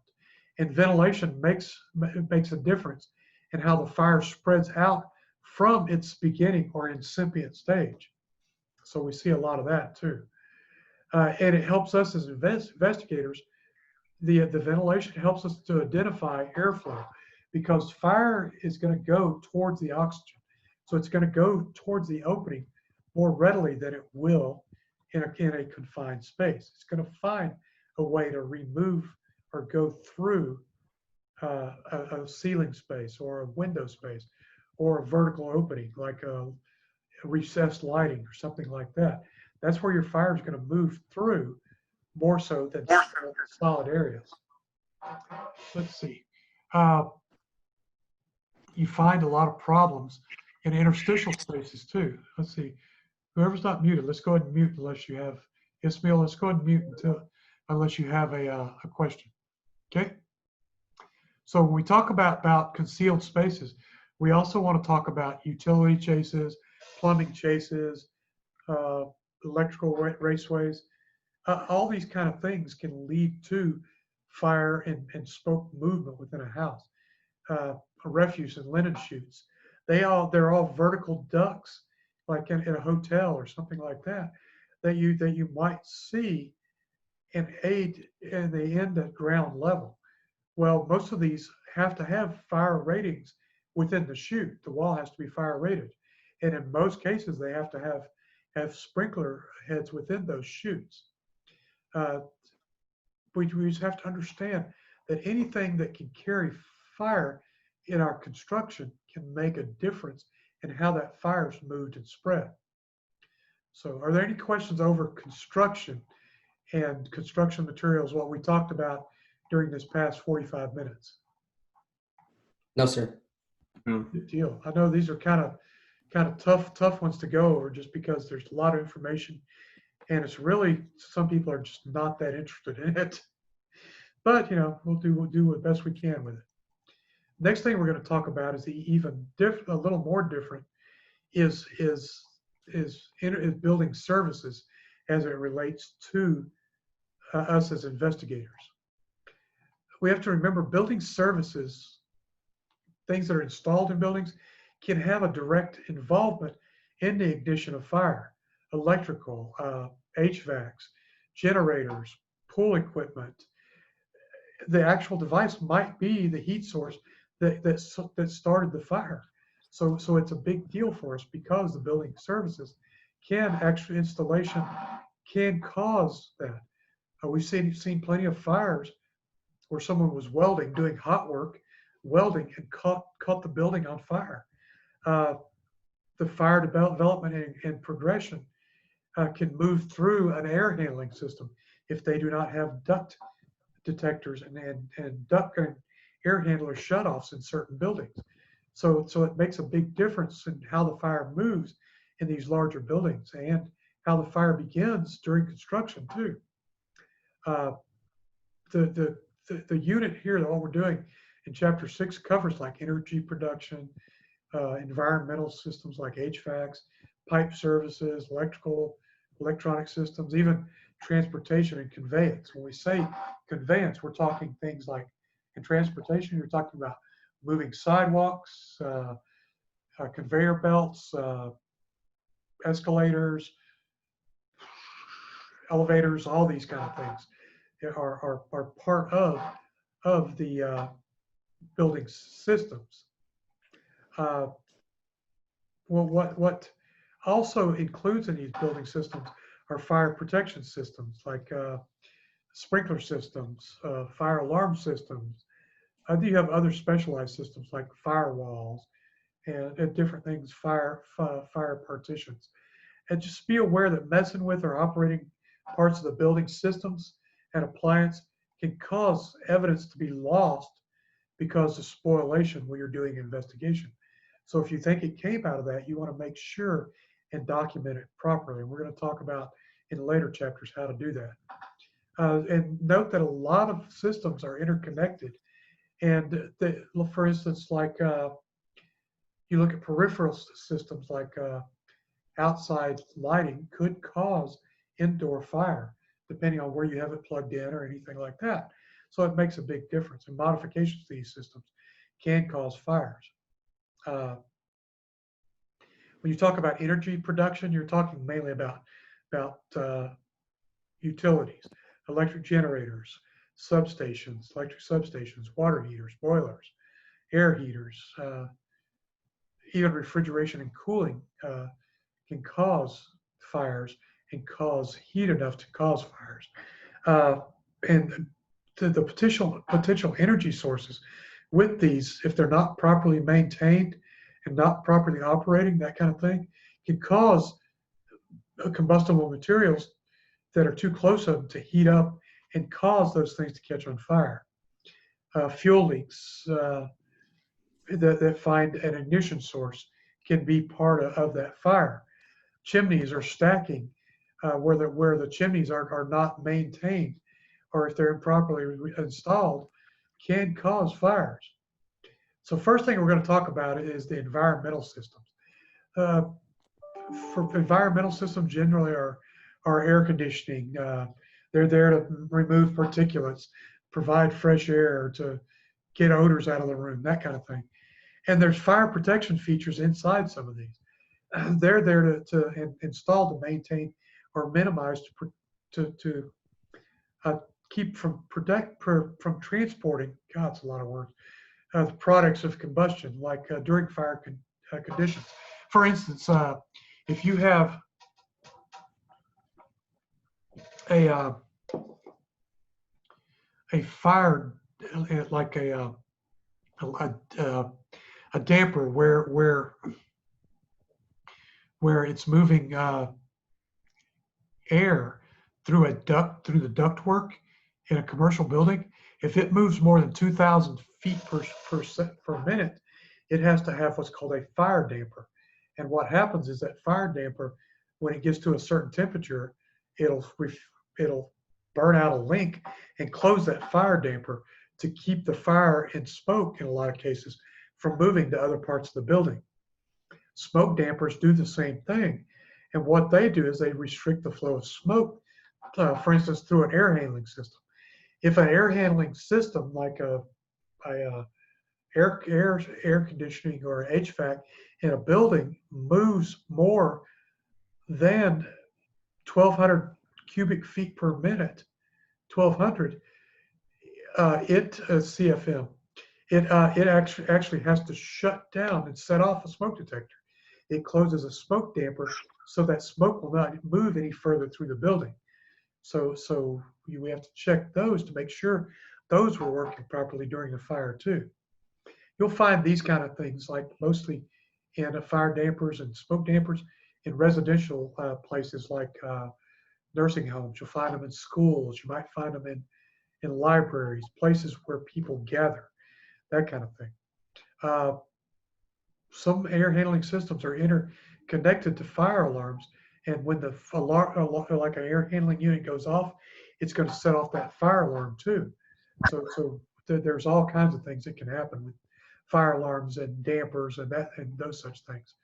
I've seen fire dampers and smoke dampers and smoke curtains in a multi-story nursing home, where when the fire alarm went off, it actually dropped a fire curtain to keep fire from spreading from the first floor to the second floor. And it was a residential type setting. So they can do it. The fire protection features can do a lot to keep fire and smoke from moving throughout a building, that kind of thing, if they have them. When we talked about different surfaces, we talk about things like pipe services. We talk about water, fire protection, hot water, steam, gassed fuels, for instance, oxygen is a combustible fuel, compressed air, medical gases, wastewater, sanitary sewers. All these are piped systems. When we talk about pipe systems, so think about those things that carry ignitable gases: methane, butane, propane. I was thinking protons, propane. Even houses carry pipe systems. Like my house has gas water heaters that run through the house. It might have a gas stove. Any number of things can run through that structure, and that's part of the pipe systems. Plastics, these pipes can be either plastic or metal, depending on what they're carrying. The big problem we have is regulators for these appliances might fail due to us messing with them, or accidental or intentional messing with these appliances, or the regulators, that kind of thing, or even corrosion or natural disasters can cause these things to fail. And think about other things that are natural disasters that cause these to fail. We've seen where raccoons can get into a house and chew through a gas line or a water line. We've seen it where they chew through electrical lines. We've seen where heat can also be transferred through these lines and cause fires elsewhere. So it all makes a difference in what you're looking for and what you're not looking for. When you talk about electrical pipe services, you also got to talk about electrical and electronic systems that go through these things. And of course, we know these things power the lights. They turn your refrigerator on. They turn refrigerator or equipment, machinery. All the equipment and wiring is necessary to distribute some type of power in the electronic system or electrical system. And they have to be protected by using conduit. In these conduits, you have shafts that can move air or fire through it. That's why they have to have protective conduit.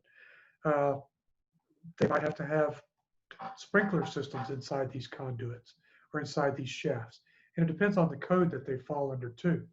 But remember, these shafts, like in shafts in residential houses, like our house, the conduit can be as simple as Romex plastic coverings, or they can be as plastic piping, or they can be as strong as metal piping, that kind of thing. Just remember that the electricity has the potential to ignite fires, and we have to think about that when we look at wiring for telecommunications and computer systems. If there's a fire elsewhere, that can still carry those wires can still carry enough heat, depending on the cables and how they're installed, if they're protected or not, and if they're used in concealed spaces. So we have to think about that too when we're looking at fires and electrical and electronic systems. And you got to remember too, and when you look at a building, especially commercial buildings, where they move these cables and where they put these systems, electrical systems through them, a lot of times these smoke barriers and fire barriers, they're breached. They cut a hole in it and don't seal the hole. The subcontractors do. They don't seal the holes, which negate the use or the effectiveness of a firewall or a barrier. So we got to look at that when we're looking at our fires too, and see did somebody poke a hole in the firewall, why it didn't hold, that kind of stuff. Did they prop the fire doors open, which they're not supposed to, but in a lot of cases, they prop fire doors open, and it makes a difference on where that fire moves to also. Next thing we're going to talk about is transportation and conveyance. I've told you what those are, but I'll go over that again. They're there to move occupants or materials, basically. You have elevators, escalators, conveyor belts, trash and laundry chutes. Even ductwork and piping is sometimes used as conveyance to move something with. They're usually unprotected penetrations through the floors and windows, or walls, I mean, and they allow the fire to pass through. Now, most are required to have sprinkler protection or fire dampers within those chutes. On construction, on residential, it's not necessary for them to, in most cases. So, but those things usually work, and they worked well. The large shafts that have like elevator shafts, that kind of thing, they have a potential for trapping occupants. Basically, they're a serious problem in emergencies. Fire, they're supposed to be made so they don't go to the fire floor, but they do sometimes that fail. They're not supposed to go to where there's a problem. For instance, in the Omni Hotel during Hurricane Harvey, a lady, the electrical system inside there malfunctioned, and it took her to a basement that was full of water, and she drowned. So yeah, they're not always the best thing to use. During fire, they shouldn't be used. They should go to the lowest floor, or if it's a high rise, the fire below the floor that is on fire. Okay.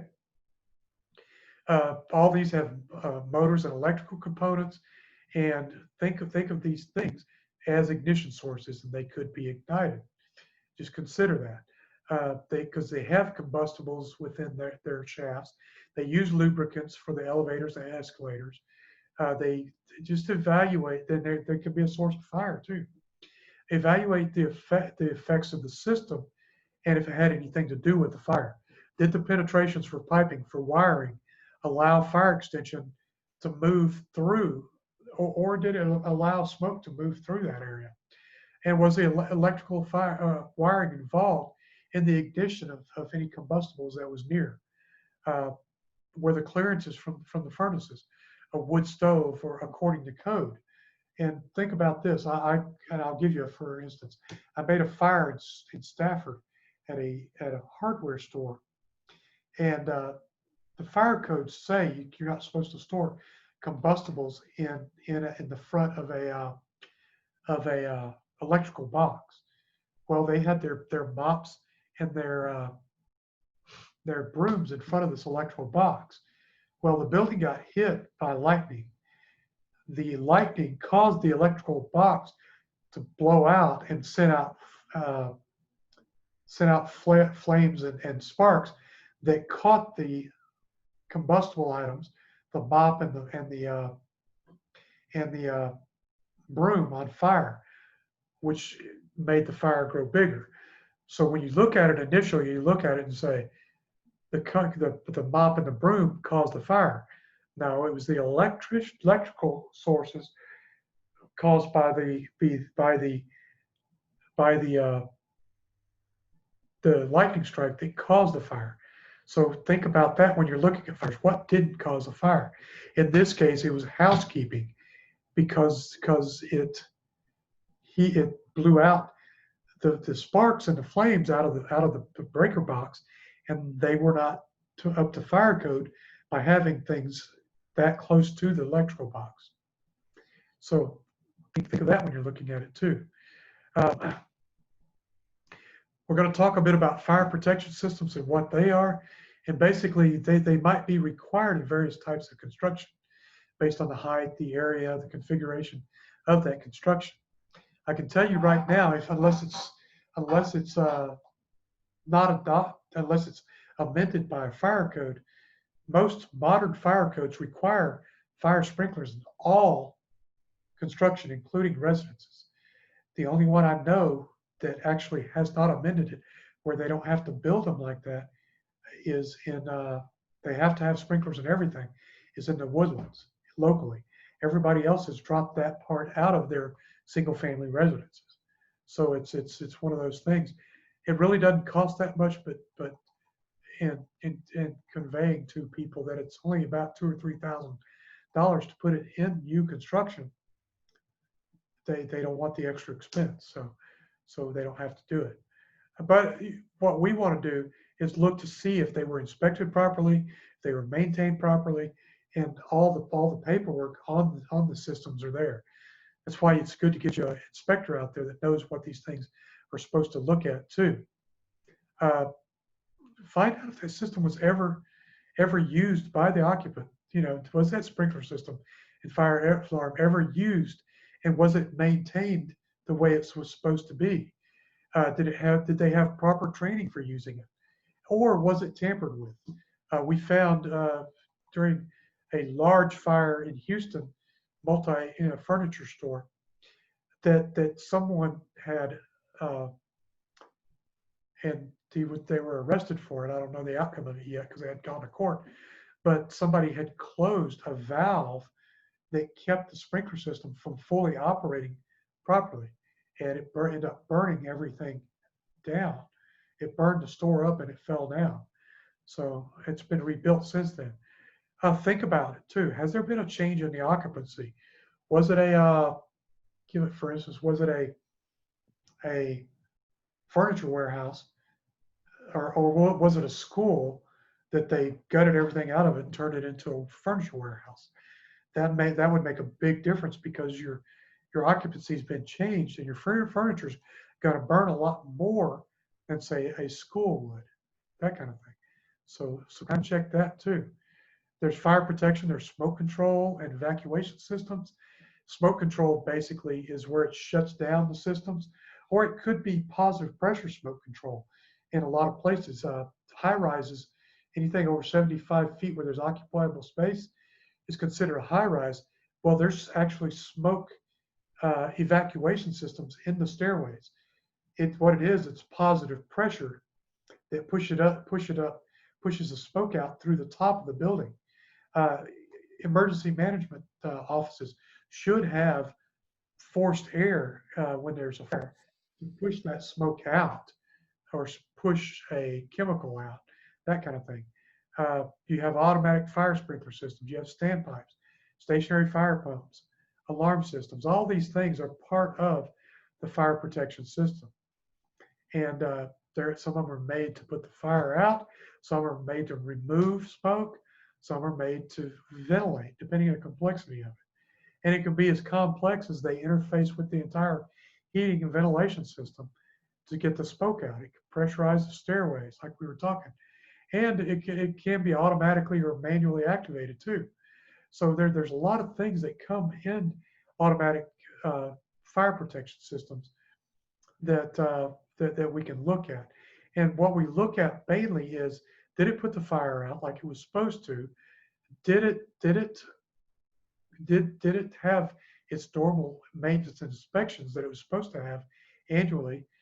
It's the owner's responsibility to get these things inspected, or was it messed with? Did somebody mess with it and tamper with it? That kind of thing. I'm not going to go over the types of systems, but think about this: if there's a fire in a sprinkler building, sprinklers normally control 94% of all fires in that building. They will control it till the fire department gets there and put it out, or it's put out. So there's only 7% that aren't controlled. So you want to look really close at tampering or non-maintenance of those systems. Okay. NFPA 13 is the NFPA standard on fire sprinklers, and then there's others under that. 13D is for 1 and 2 family houses, and there's 13R for occupancies of 4 or more stories that are only residential. So remember, residential sprinklers are made a little differently though, because residential sprinklers are made to extinguish the fire and give the occupant an opportunity to get out of the structure. They are more life safety, where a regular 13 system is made to put the fire out and preserve property. Okay, so that's the difference in those.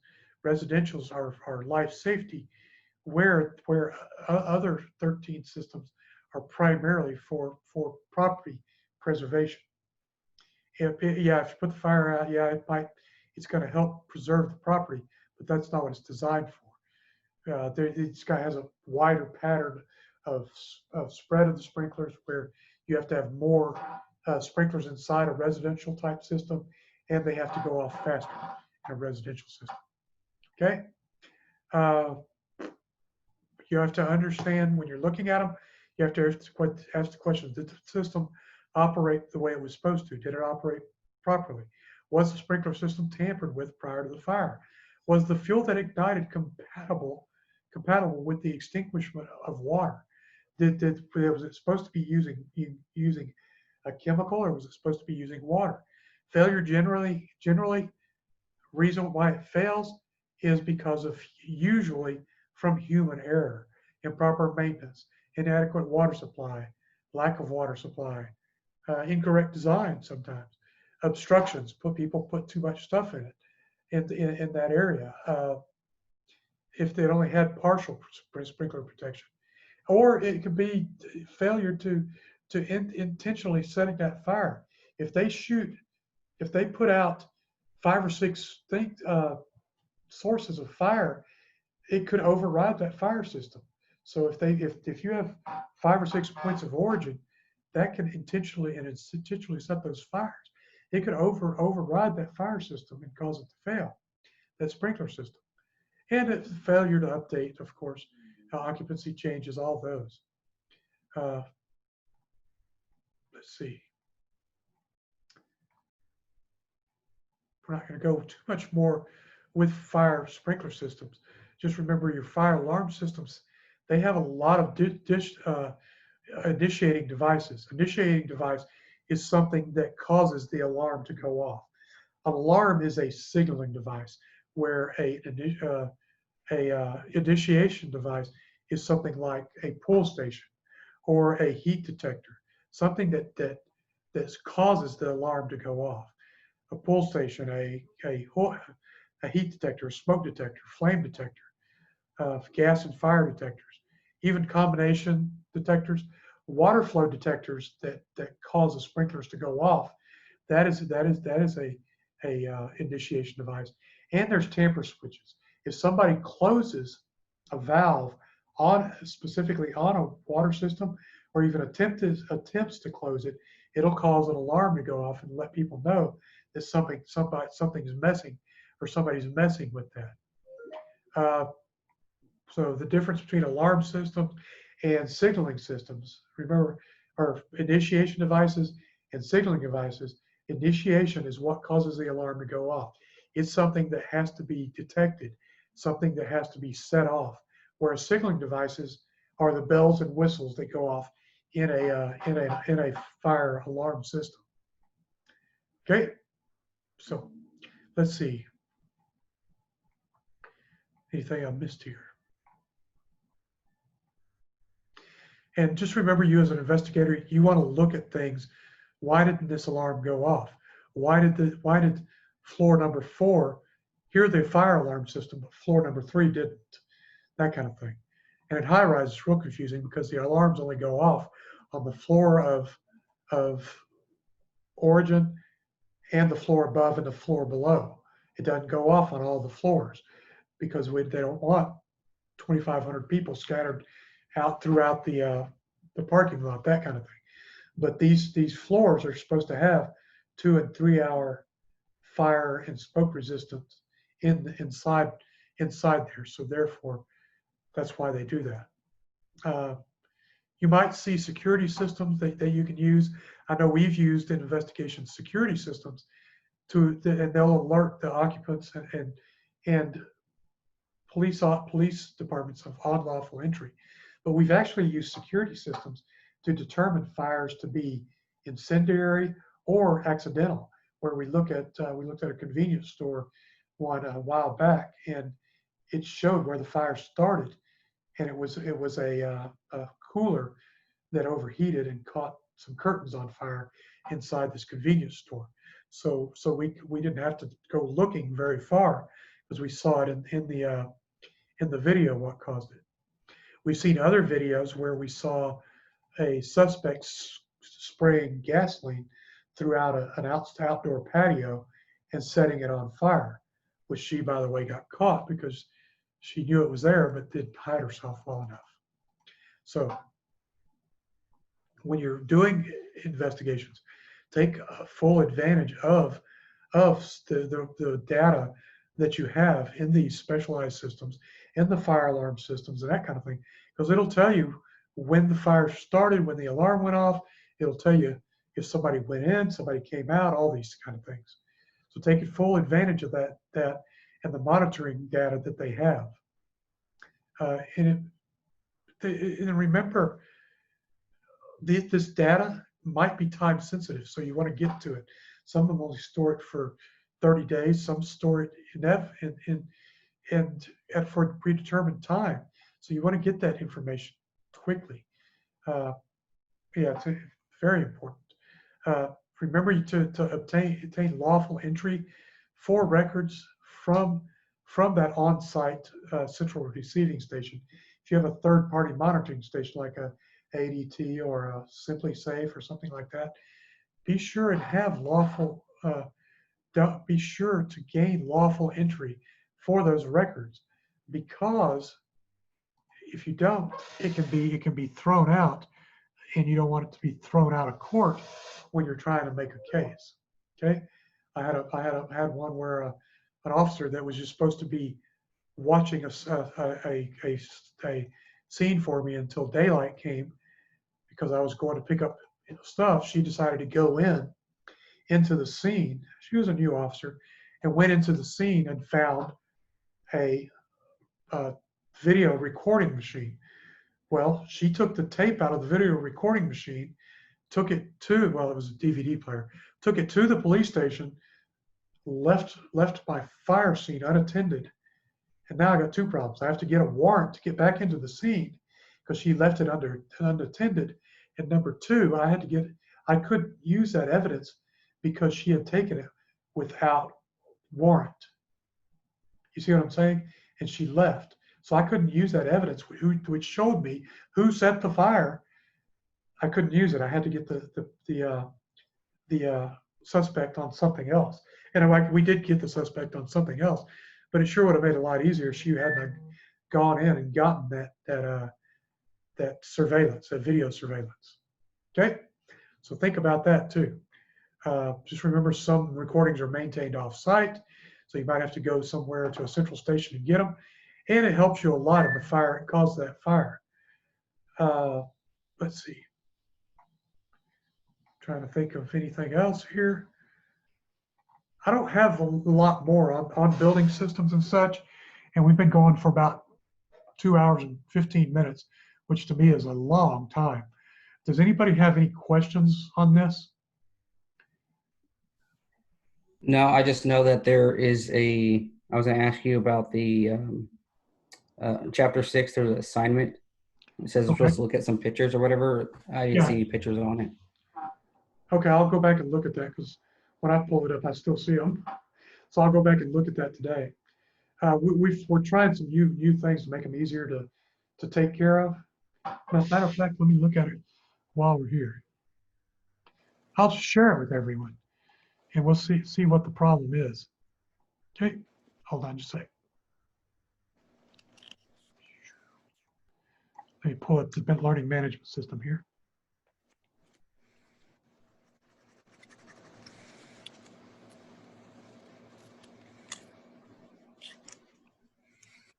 It'll take just a second.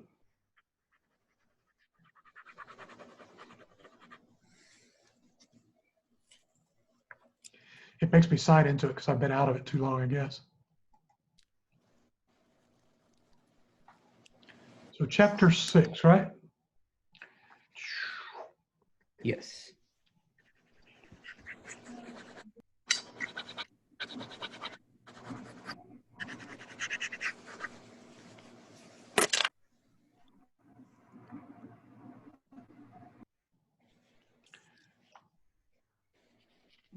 Chapter 7, sorry.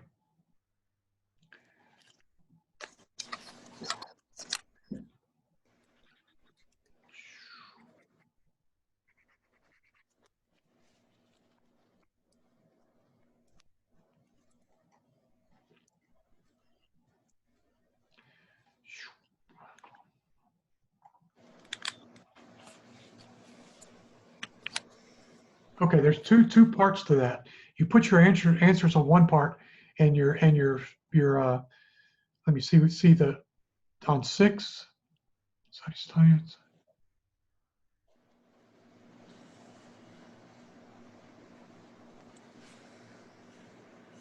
You look at this one.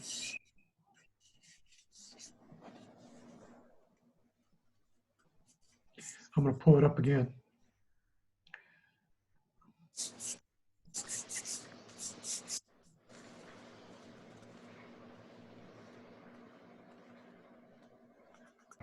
Or there's no pictures on mine either. I'm trying to fix that right now. Over Okay. that. Here's this. Yeah, I didn't even get that far. Yeah, so what happened was somebody got in here and accidentally deleted it, and I think I've added it back. Let me show you what it should like. And if one of you can pull up your system, that'd be good. Can everybody see this right here? Yes. Yes. Let's do that. Those are the pictures you're going to see. Okay. Now I know the reason why we do some of these pictures, and the reason why some of them aren't at the best they can be, is because of the fact that that when you're looking at a fire, especially when you're doing in court type stuff, you're looking at pictures, so you have to be able to make out whatever it is you see. Does that make sense? Okay. So you're going to have some that are more difficult to make out than others. And I'll give you, for instance, when you get down to your interviews later on in a class, you'll see an actual video that during the video something messed up on it and it starts doing weird stuff, but it's still part of that video. And when he went to testify, he had to testify what he could make out in that part of the video, and then say, I didn't know the rest of it. So if you make something out, don't read too much into it, but just go with what, and if you think it's something else, go with what you think it is, and then we'll turn around and say, well, look at this, maybe you see it this way, or maybe you don't see it this way. Okay? Don't mean you're wrong, it just means we might see something different. No, that's hard to understand sometimes, but that's how we do it. That way you get an idea of different perspectives. Okay. Any other questions? Did somebody pull that up, because I reactivated it? Did somebody pull I that did. up? I was able to get to it. Did you see the pictures now? Yes, sir, I did on my computer. Okay. Anyone else? Hey, Norman, I have a quick question. On the deals on Wednesday that we do, like we did today, are these recorded by chance, or like to go back and look at later? They are recorded by every chance. Okay. Yeah, same as the last class you did.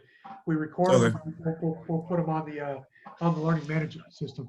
I know a lot of people like the recordings. I had one old boy in one class that we were doing for internal class. He actually would take the recordings and listen to the recordings while he was driving to and from work. And sounds kind of boring to me, but it helped him, Gotcha. Okay. So, anybody else? Yeah, I see the pictures now. They're on there. Okay, good. I just want to make sure everybody's got them. I don't see them on mine yet, but I'm gonna keep refreshing it and see if it'll come up. Yeah, because they should be, because I just reactivated them. I don't know why they were activated, or deactivated, but they are activated now.